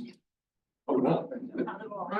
I don't. Maybe not, well, maybe not. Yeah, I don't think you'll see that decrease. You know, it's gonna remain to be seen. But I don't think we can save that kind of money and move into a county. I remember the last Consolidate. committee that we had about 7 or 8 years ago, we went around selling this. The numbers that Greenville got back then were half of what we're spending today. And I realize we're inflation and everything that goes along with it, and you gotta pay people today. You don't pay them, they want to go elsewhere, I understand that. But, so I think, I don't know how long we're gonna, if we don't move in this direction, I don't know how long this is gonna be sustainable, going down this path right now. Mark, what you have? Apologize, I couldn't make the first meeting. I know most of you sitting here, some of you may not realize that I have a long history in EMS. I was in EMS for 17 years. I started in '84, became an EMT, a paramedic, and I held the short position as EMS coordinator. 1992, when the hospital closed, when the emergency room closed, there was a Seymour Hospital committee, and that committee was focused on trying to bring doctors into the county. And I kept going with them, going to some of the legislature and saying, you don't need doctors, you need a paramedic system. And nobody wanted to listen back then. So I got very frustrated. I took the position, I ran a system out in the town of Union, 65,000 people in it, and had a very successful time out there. When I returned in 2000, that was when Greene EMS was still trying to expand and get into Coxsackie, and was asked to help with the committee. Assisted that committee, and then I was asked if I wanted to serve on the board. That was in 2004. So I've got 20 years in Greene EMS. Greene EMS started by the 3 towns, and Greene EMS exists at the pleasure and the support of the towns of the county. I have consistently told our board for years that Greene County EMS may go away at some point. I'm okay with that. The board will be okay with that. In fact, I've got several board members sitting here or in the crowd. And my only take has been, if it's going to go away, I just want to see if it's replaced by something that's as good or hopefully better. It may not be more cost effective. That's the way the world is right now. But we can't go backwards. We don't have a hospital in this county. We have to have best care we can possibly have. Over the years, I think Greene EMS has moved EMS in the county forward, sometimes kicking and screaming. 10 years ago, I got into the ear of Wayne Spieber, maybe it's 11 years now. And I convinced him that a committee, a report needed to be done at EMS. I foresaw all these problems. And we had that report done, and you know what happened to it? It got read in a meeting and then it got shoved on the shelf. And I'll tell you why, Pat. No town wanted to make a commitment. The commitment was, well, let somebody do it. If it works, then we'll jump on afterwards. That was 10 years ago. I foresaw all these problems that we're having right now. Here we are. I have been fully in support of a county-run system for years. And if EMS can be part of the transition to something like that, we're fine with that. I'm fine with that. I'll help in any way I can. I'm not in the EMS field anymore. I would love to be, maybe when I retire in a few years, I'll get back into it. But the number one question that has to be answered before you can even talk about a county-wide system run by the county. So the town's going to commit. And Sean and I had a conversation when he called me up and he said, hey, we're going to do another study. And I said, you know what you should do first? Is you should get a written commitment from every town that they will move forward with the recommendations that have been voiced. Because if not, you've just wasted another $80,000. So I am very encouraged by the discussions that I hear here tonight. And I want to take a moment and thank the legislature and the leadership for getting even to this point. It's a credit. There's no other counties that are doing it. They're not taking it seriously like this. And to all the town supervisors, thank you. So I want to put that out there that we're fine if EMS is going to transition and eventually go away. And we'll help in any way we can. Sean, can so Todd, for you, I think we might have maybe somewhat of a consensus of some sort of unified system, right? So what can you just briefly touch on the difference between, say, the option 2A, which would have the districts, as opposed to just being one county system? So option 3A. What are the pros and cons of it besides cost? Because clearly the districts, that's a little bit more expensive on the cost side. But what are the pros and cons of one over the other? The biggest way to put that, I would say the pros, and I'll just say, and I'll actually go back to Mr. Mahoney, how he described it with them as one countywide system. It's just that it's a countywide system. One of the parts where having the districts, because it's more cost effective, is pushing more resources out into some of those rural regions, which adds more resources to the system, basically. And now that's 3A? And that's the 3A. Okay. That's 3A side of it. And really the difference between the A and B is no more than what the gentleman in the back room was talking about. What we've talked about here is being a contract service versus. Yeah, scratch the contracting piece. I'm not interested in the contract. I want to keep everything, my opinion. I prefer everything centralized with the county. Yes, sir. But I'm just trying to see like, what would then be the benefit of doing the 2A, which would have the districts of the mountain, river and valley over just the 3A of just the one centralized. Yeah, so if you think of it, and let me pull it up real quick so I can answer you correctly. Hold on one second.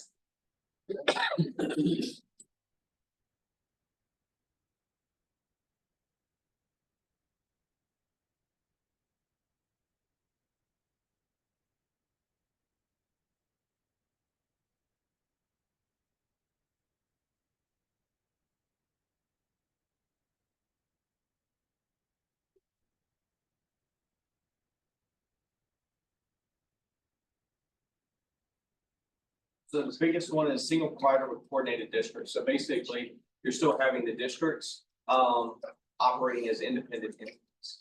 Okay, so they're operating separate and not shared. Biggest part between the three is that they're shared, as we talked about today. The gentleman in the back, I think his name was Sean, I can't say, Steve, the way he was talking about all resources are managed in a coordinated fashion. It's really, that's the difference. It is three of them operating separately. And then, or no, for number two, they're operating separately. And number three, they're operating in more of a coordinated fashion.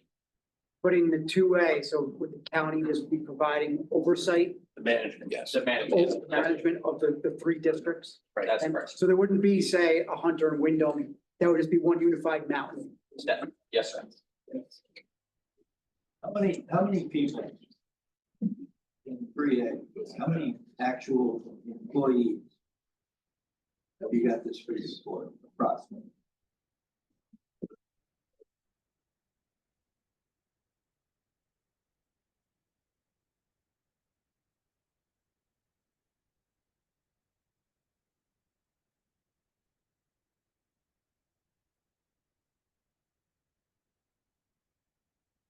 So I'm gonna give it just an approximate right off the top of my head, it's about 88 employees, that's full time. Yep, and then there's a caveat. Okay, and there's a reason why the caveat comes to that. If you wanna do 12-hour or 24-hour shift, if you wanna do 12-hour, you're gonna have more employees than you would need if you did 24-hour shifts. The cautionary tale I give you, any organization that's making a policy decision on 12-hour versus 24-hour shifts. The 12-hour shifts, crews from a workload perspective, you're expecting them, they can work harder, they're going home at night, right? The 24-hour shifts, one of the parts you want to make sure of is you're managing workload. Meaning if they're running and gunning for 24 hours, then with no downtime, that's bad. We like to, if you're thinking of doing 24 hours, I'm gonna go to the mountaintop, for instance. They don't have as high of a workload as you would down in Catskills, right? You're gonna have a little more call volume versus less call volume. So certain areas you may want 12-hour shifts that are gonna need more employees than maybe on the mountaintop that have less shifts and less movement, where you could have them staffing 24 hours. Okay, Okay, so that's just the complexity, but look at just managing it. how many county employees do we have right now? Count outside of the ambulance systems, just all Yeah, county employees? that are county employees that are in the state retirement system. 525, I'll just, All in right, that area. I think this whole thing has just gotten to the point of ridiculousness. We do a countywide ambulance system, everybody's in the system, and you just have to bite the bullet because you can't do anything other than that. And if you do that, this could be done tomorrow. But I think, to your point. Many of the current town ambulance employee are also in the state retirement system. Right, They're and then they currently would- being subsidized by the towns. And essentially, we're just talking about moving those dollars From the town. from the town to the county. And then you would also be adding the people from the not-for-profits, Correct, corporations, correct. That's your real addition, right? that's the addition to it. Yep. But I mean, how many people are Tax already in the county system? resident. You're still it's still coming from Yeah, what's tax the breakdown dollars. of Where what you are go. already in the system? You've probably got half of them that are already in the system. It just can't be the town's pockets fill back up and use that money that they were spending on something else. And then the county levy has to go up. Right, it's almost a wash, and I want it to be watched. And like I said at the beginning, and Mark's right. We're doing a lot of things talking about this, but unless the towns are committed. We are wasting our time. Tom's right too. Start the ball rolling with this process of unifying things and getting on a common ball. System like that, that's fine.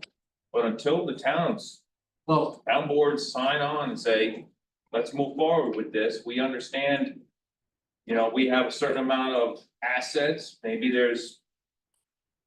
Loans on some of those assets that the county would pick up, but the county with taxpayers should not be paying another taxing jurisdiction.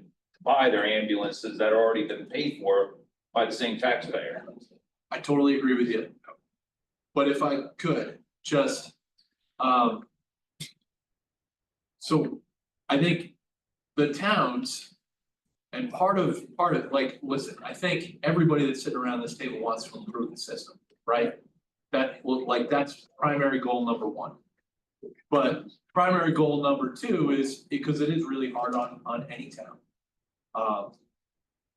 Utilizing the county resources, right, isn't just tax dollars, right? And, just putting it out there, right? So the county also has the ability to generate sales tax. Like, it's not property tax specific like a town.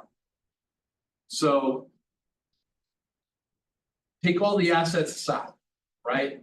if there was a way that some combination of the same property taxes that are being paid. County, town, whatever. And a portion of that overall cost of the system is sales tax, right? You're reducing the burden to the taxpayer, to the local taxpayer. And I think that's a benefit. I think that's a good thing and something to aspire to. But it only happens if the county's involved, because the county is the only one that gets sales tax. I get that, but Sean could attest to, you can live and you can die with the sales tax. So, We have no and, control over it's no control, dangerous game. It's like mortgage Now, tax. It's gotta be a combination. We'll play some It's poker, like but, It's gotta be a combination. Right now, you know, I just feel strongly that the towns would have to commit, like Mark said, in order for the county to entertain it. And we understand that the expense may grow because maybe we would wanna get uniform, hourly rates for the employees, so they're not going other places. We understand that some of the things that will attract the labor here, which is one of your biggest issues right now, and keep things consistent. But, you just can't take from one and hand it to the other, and then the other hand gets to do whatever it wants. But Mike, what if we started off with that as a baseline? To take the existing figures that towns are spending today. And using that number as a town contribution capped at that number going forward. So each year, the towns would owe the county, just like we do now, they pay a portion of Greene EMS bill. So each year, the towns would then submit that amount into the county to help pay for the system, but it would be capped. So any costs above what they're already spending would then come to the county. Well, one of the problems that we've got. I mean, that would be one way to say, you're not gonna be I think using that's that money one for way, but something else. I think we're gonna have a whole, I think we should probably That's a whole- devote a whole. Yeah, that's a bigger discussion, Yeah, So but there's a way to get there, I think. yeah, if nothing else, if the decision tonight is to go to a consolidated system. After that is that it's gonna be the formula, it's gonna be the math of how it's gonna be funded. And we can pick 1,000 ways. But the issue is, each town now has a portion of their tax levy that goes towards ambulatory care. We have one. Pat suggested an option, that we could have 10 more, that could be sinking funds for town, it could be a total elimination of what is currently a town responsibility. That number got cut tomorrow's budget. Town budget just went down by whatever, $500,000 or whatever. That's an option. And in theory, the difference is only gonna be what the gain is in expenses made by uniformity of payroll benefits. Well, that and the fact that we're all in New York State, we're all subject to a 2% tax cap. Exactly. So, like to Mike's point, you don't wanna leave somebody with $150,000, they can just go, well, now I can do that project that I wanted to do, but I didn't have any available funds, I just found them. That's not what we're looking to do now. But I would highly recommend a supervisor, town board representative in this room and pass it along to, pass resolutions demanding a higher reimbursement rate from the state for these Medicaid care calls.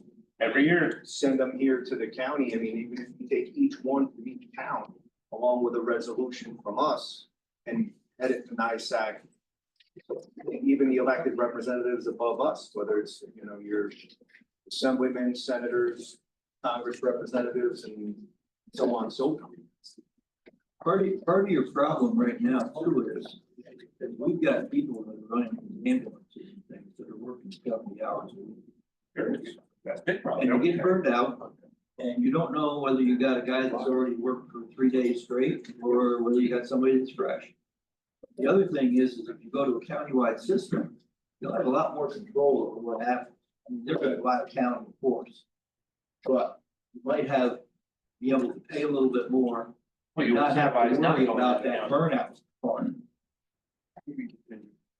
Yeah, but I think, from what I'm hearing, I think that in 2 meetings, this is good progress. Yep.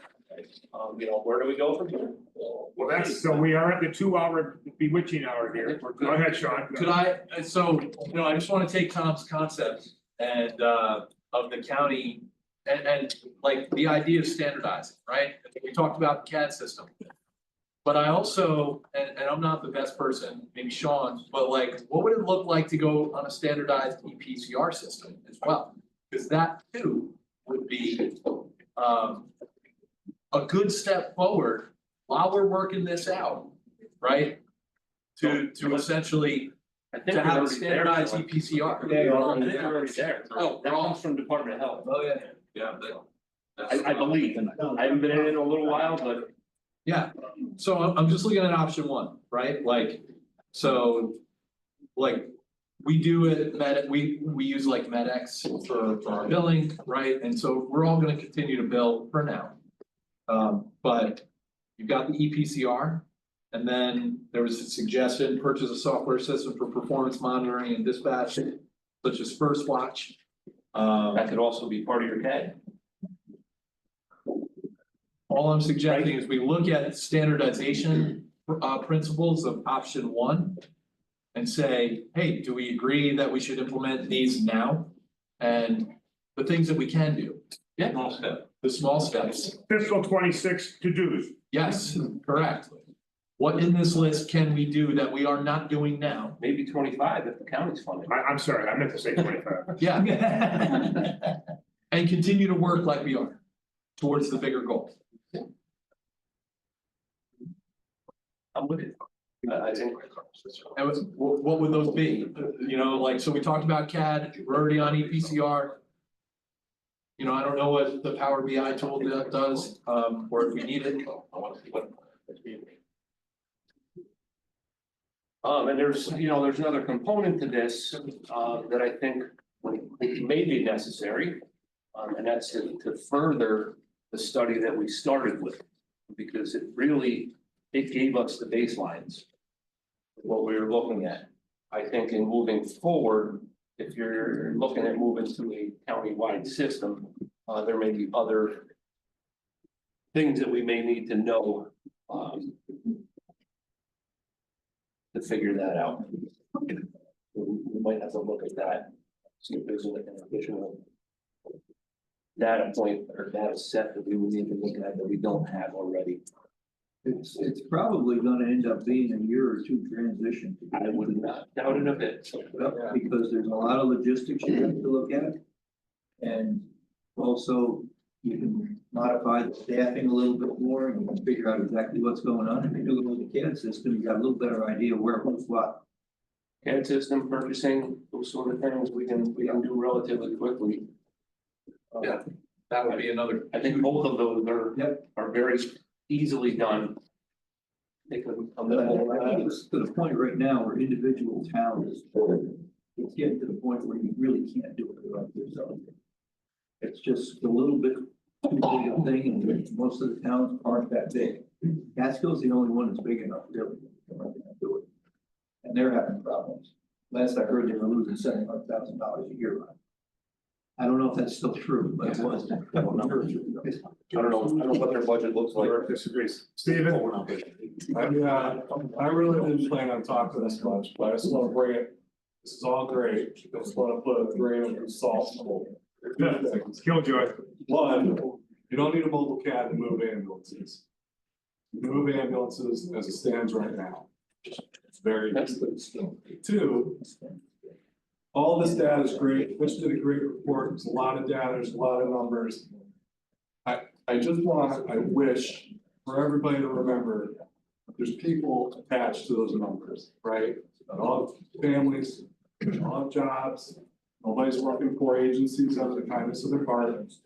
So the two big factors are, if you're gonna flash cut to one agency of any kind, fly car, no fly car, ambulance, helicopter, doesn't matter.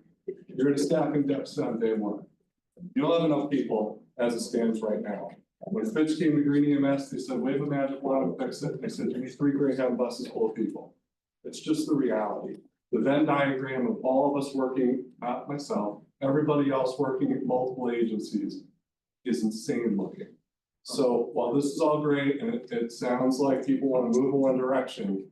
I just hope that everybody remembers, there's a lot of people of all different, municipal, not municipal, close to retirement, not close to retirement. EMT medic, new EMT, old medic, it's a whole map. And so I would just ask that everybody remember that just because somebody hits a gavel tonight and says, we're going toward a one county system. You have a whole other problem to solve, and that's that. Now, Todd, your numbers, did that take into account everybody that was working for multiple agencies, now working for one agency with a pay increase?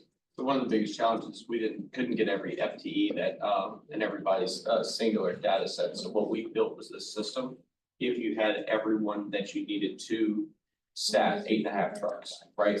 So the challenge point, just to Steve, you want to call him Sean, Steve's point is, we don't know who's all working 2, 3, 4 jobs. We've heard that that's happening, right? And what we know in EMS, that's a lot of reality. In this, when you start off with, part of this is the 8.5 trucks, having that staff, what you're gonna need for the FTE count, and then making sure as you walk through this, if you all as legislators choose to go that path, is then making sure you understand, okay, these are each FTE we have from each one of the communities that are going to participate. This is how many shift openings we're going to have, and here's the difference of what we need to hire. I'll give you a great example. Another community here in New York that we did this for, we actually paid them extremely well in the market space. We were able to get 3/4 of the people staffed pretty quickly for a brand new entity. In the last quarter, we actually had to start training ourselves. And so to get to those last folks to do kind of a work to learn program. And as we start to add other resources, that's what we've done. We're seeing that more and more across the industry. When I mentioned earlier about volunteerism, used to kind of breed in the EMTs and paramedics into the system. You don't have that same portion as much anymore across the communities. You may hear great, but that's not what we're seeing all over. A lot of times people are being hired and trained to become EMTs and then are trained to become paramedics. So you may have some headwinds as you work through this, just as you're talking about here, the gentleman just said, in making sure you have the right FTE count, you're managing workload, you're paying well enough that people can have good living.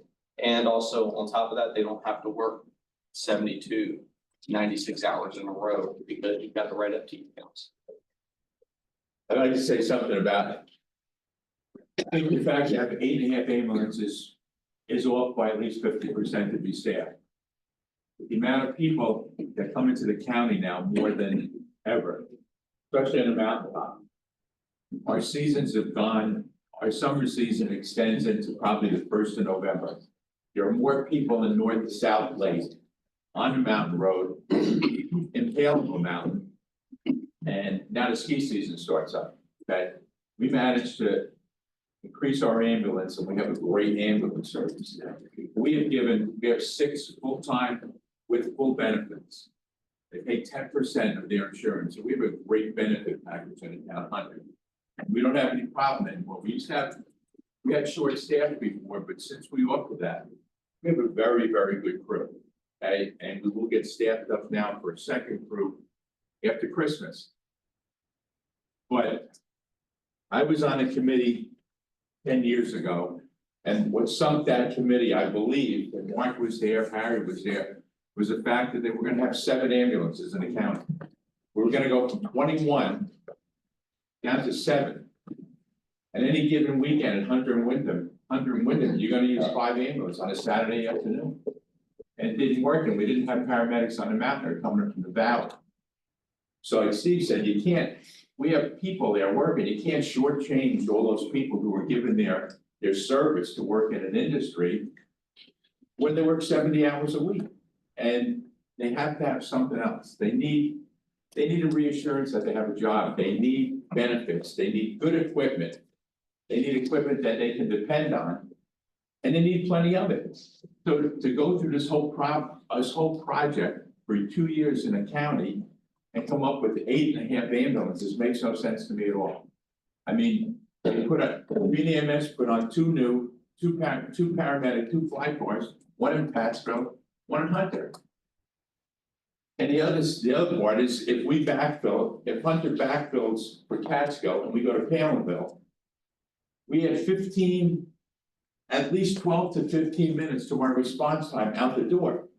So when we go to Pratt's, when we go to Elko Park, that's a half hour before when there's somebody lying on the ground. Because we're backfilling, but they do it for us and it's the same thing.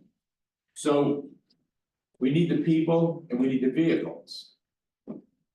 And that's the only way that this is gonna work for all the people in the county. Our taxpayers do not come to us and complain in the town of Hunter because our budget went up. Because our ambulance bill has gone up, nor do they complain about our police department or our fire districts. We had finished our budget.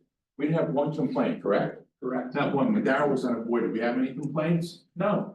Our ambulance budget is $400,000 and we bill, but the people get the service.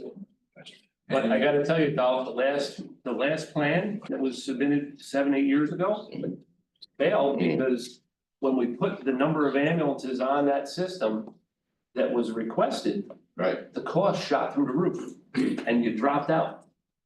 The mountaintop dropped out and then the valley dropped out. So the cost was a factor in why that system failed, but it was also a factor because it was being left up to the towns. But yes, there you have it. That's what I was gonna say. I was on that committee.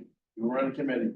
The towns did not sign on it. Mike Bueller Right. just said, we need assurances this time. Yep. Otherwise, we're spinning our wheels and wasting our time. And we wasted a lot of time 10 years ago. A Yep. lot. Almost a year and a half. We need assurances from the towns. And we have to go back to town boards. They have to buy into this thing. Otherwise, we're wasting our time. Let me address Stephen's comment. Certainly, I had always envisioned that at some point. The employees had to be involved in whatever decision making or planning. There's gonna be, how many do we say there's gonna be here total employees, so. We can't leave them outside of the room, so to speak. The employees are gonna have to be involved in something. A centralized system is gonna mean you're not looking for 4 different agencies. That's what you're not. I think the other thing too is when you say it failed, it was pitched as nonprofit, and that did not sit well with a lot of us that were in state retirement. So we may have gone to our accountants and said, hey, well, you know what, this isn't gonna work for us. And I think now it's different, times have changed, things have changed, and I think people are more perceptive. See how many people are sitting here? Yeah, this didn't happen last time. This is why we have this many people sitting here. Right, so it's different this time, so to keep saying, well, 7 years ago, or however many years ago, I was there too, it's different now. People seem more interested in listening and understanding, how we all work so many jobs to make a living. And things have changed. So I just think that people just need to listen, just give it a chance. I agree with you 100%, and it's not that it goes unnoticed with anybody that I sit on a board with. And I tip my hat to the services that are provided, but we've even come up with money and started up basically a scholarship and a system through the community college to promote and help you people out and get more people involved. Right, well, in a larger system too, when, you think about it, if we do something like that, there'll be more opportunity. You can say to EMTs, okay, well, we'll send you to paramedic school, you give us 2 years of service. There'll be more positions open for people, whether it be training or, I don't know, just like, and all the different things that will be there. Some people be charged of scheduling and some people be charged of order supplies, so there's different opportunities too. 100%. So I think that when people who look at getting into EMS now, we're so short-staffed because nobody wants to do it because it sucks. And there's no room for advancement. So if we create a career for people, an actual career, it's going to attract more people. In the beginning, will it suck and it's going to be hard? Yes, but down the road, I think, you're going to open an opportunity. It'll be a career. People are going to look at it and be like, oh, I can go to work for this system. I can start as an EMT. I can be a paramedic. I can, maybe I can become an instructor and I can do training. So there'll be lots more opportunities, I think, and just down the road to attract more people. Nobody wants to do this now. But down the road, that may change. I think we remember this too. If you have a 20-year-old EMT, they don't care about retirement. Right. They could care less about going into the state retirement. You got the EMT that's 30, 35 years old, they're married, they have kids. They're changing immediately. We ought to be paying them more Can I- to can I start than a piggyback lot on- of the agencies do right now, and that would attract a 20-year-old. The good thing is, I mean, we have some medics that have been around now for. I'm really.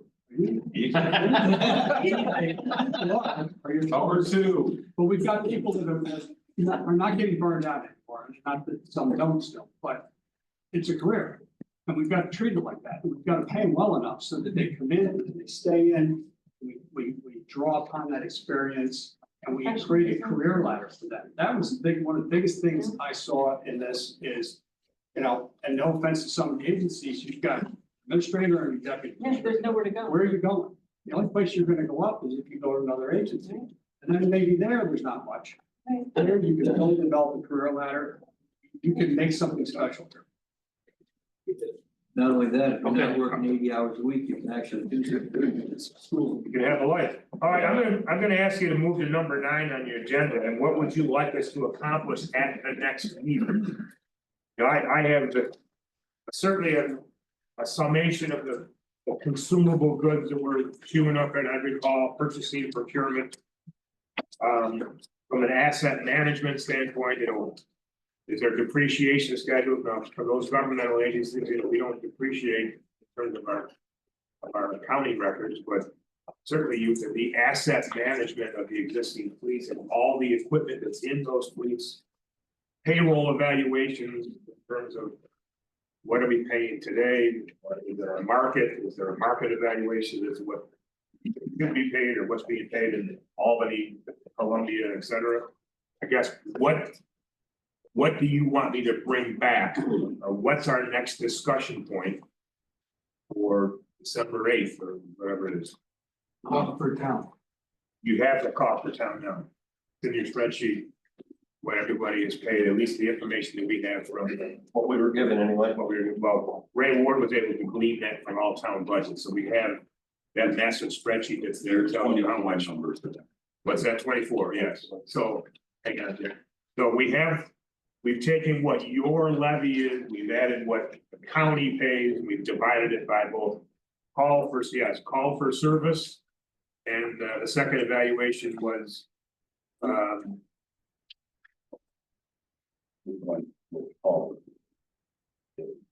Right on. Right. It was only decided, the other one was skewed. So in order to keep our momentum and our enthusiasm here, I want to be able to have an agenda items for next time. So what is the data points and what are the discussion points that you want to hit in 30 days? Could we have the towns say if they have their buy-ins? I think that letter of intent is a good idea. Because that's gonna really steer the ship as to how we're gonna go forward. Well, I'm not sure they can answer the question because they don't know what they're intending to. Without the numbers. Right, that's kind of a hard question to I mean, answer. conceptually, I mean, I'm bought into going down this road and looking at this, and I think that there's real interest from my board to do this, right? But to Dolph's point, I think one thing that we could ask for is if we can look at the system, the countywide system, with minimum the same amount of resources that we currently have today. Resources are for. Ambulance is on a baseline. Okay. So, you know, like, I don't think anyone's sort of adding an ambulance today because they feel like they need one. Or they, you know, just because it's nice to have, right? Like, we all feel like we need one. So if there's 9 in service, on a baseline today, we should look at the numbers going forward, not at 7, at 9. That's one. And number 2, you know, I think everybody that's here has shown that we're willing to, we're seriously entertaining and wanting this idea to go through. Now, it's really, rubber is meeting the road, but we're figuring it out. For me, I would like to know for the next meeting, Sean, sort of how would you handle the town of Hunter's assets, right? Like, how would we go from today, the debt that I have, right, which is an ambulance, my obligations, transferring that over? What does that process look like to a countywide system? Now, we do that in 30 days. well, I'm not saying you need to do my specific numbers, I think we can do this conceptually, right? Like, Well, I think really this, if I take collectively, how many assets are there? How many rigs? How many debt services? Then what is in that rig that either has a shelf life, every so many years you gotta change out your equipment? What is the baseline? And then you bought your rig 10 years ago, you bought your rig 2 years ago. There's gonna be a depreciated value there that do we buy that out from the town because they had to commit that? Or is that your commitment to the system and you're gonna walk away from that expense that you made 5 years ago? I mean, I get it, your town taxpayers had to buy that rig. Yeah. Be it a one-time budget line item, or you borrowed the money for it and you're paying it off over some amortization schedule. We're gonna have to wrestle with the asset value and how to handle it. Are you donating? Are we buying? Are we splitting? Are we? That's, I mean, you're getting into the weeds now, but we gotta get into the weeds. Absolutely. Go ahead, George. I think you really need conceptual roadmap. We know where we want to be. We know what the end point is. How do we get to that point and identify where along that roadmap do the towns have to have that make that decision? Where, at what point do we have to know without a doubt that yes, you're in on this or you're not? And identify, like, as Tom mentioned earlier, what are the things, the low hanging fruit that we can get to within, a year or whatever? And then what are those other points along that roadmap that are gonna lead us ultimately where we wanna be? Because I think, with a phased implementation like that, it's also gonna show to the EMS workforce, it gives them a little bit of time to understand what's gonna happen, how it's gonna happen, when it's gonna happen, so they can be prepared for that. Because, if we don't lay it out and they're all just gonna think that, okay, well, on this day, whether it's a year from now, or whatever, boom, the switch is gonna go on and that's it. I'm gonna be out of 3 jobs and only have 1. We can't let that happen either.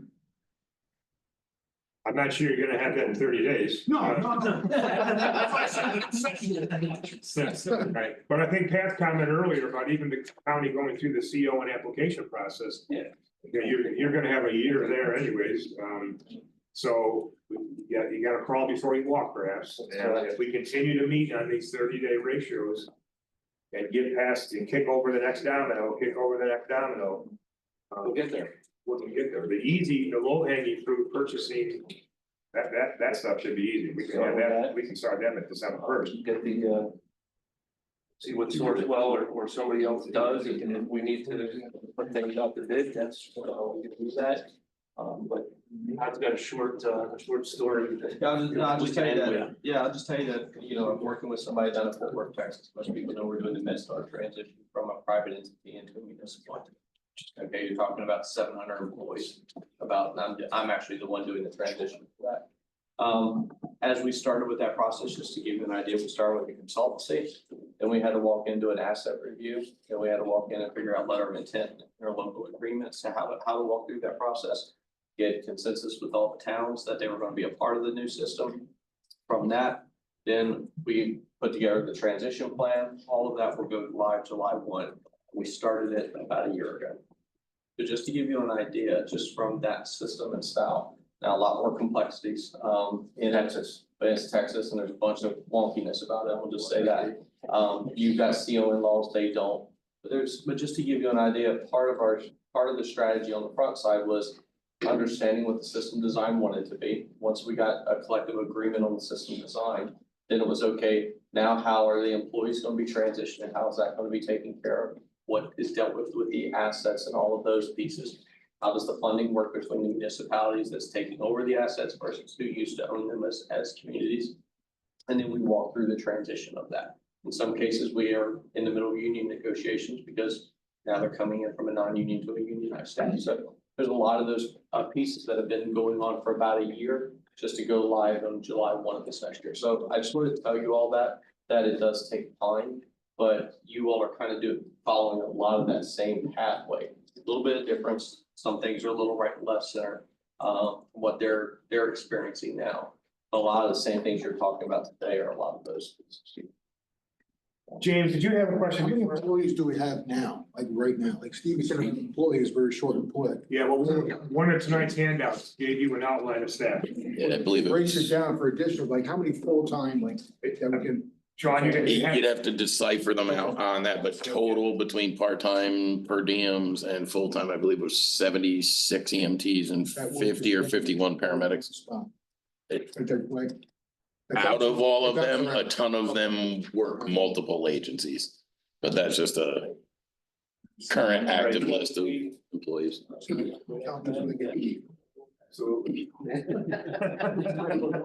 No, thank you very, very much for coming to the meetings.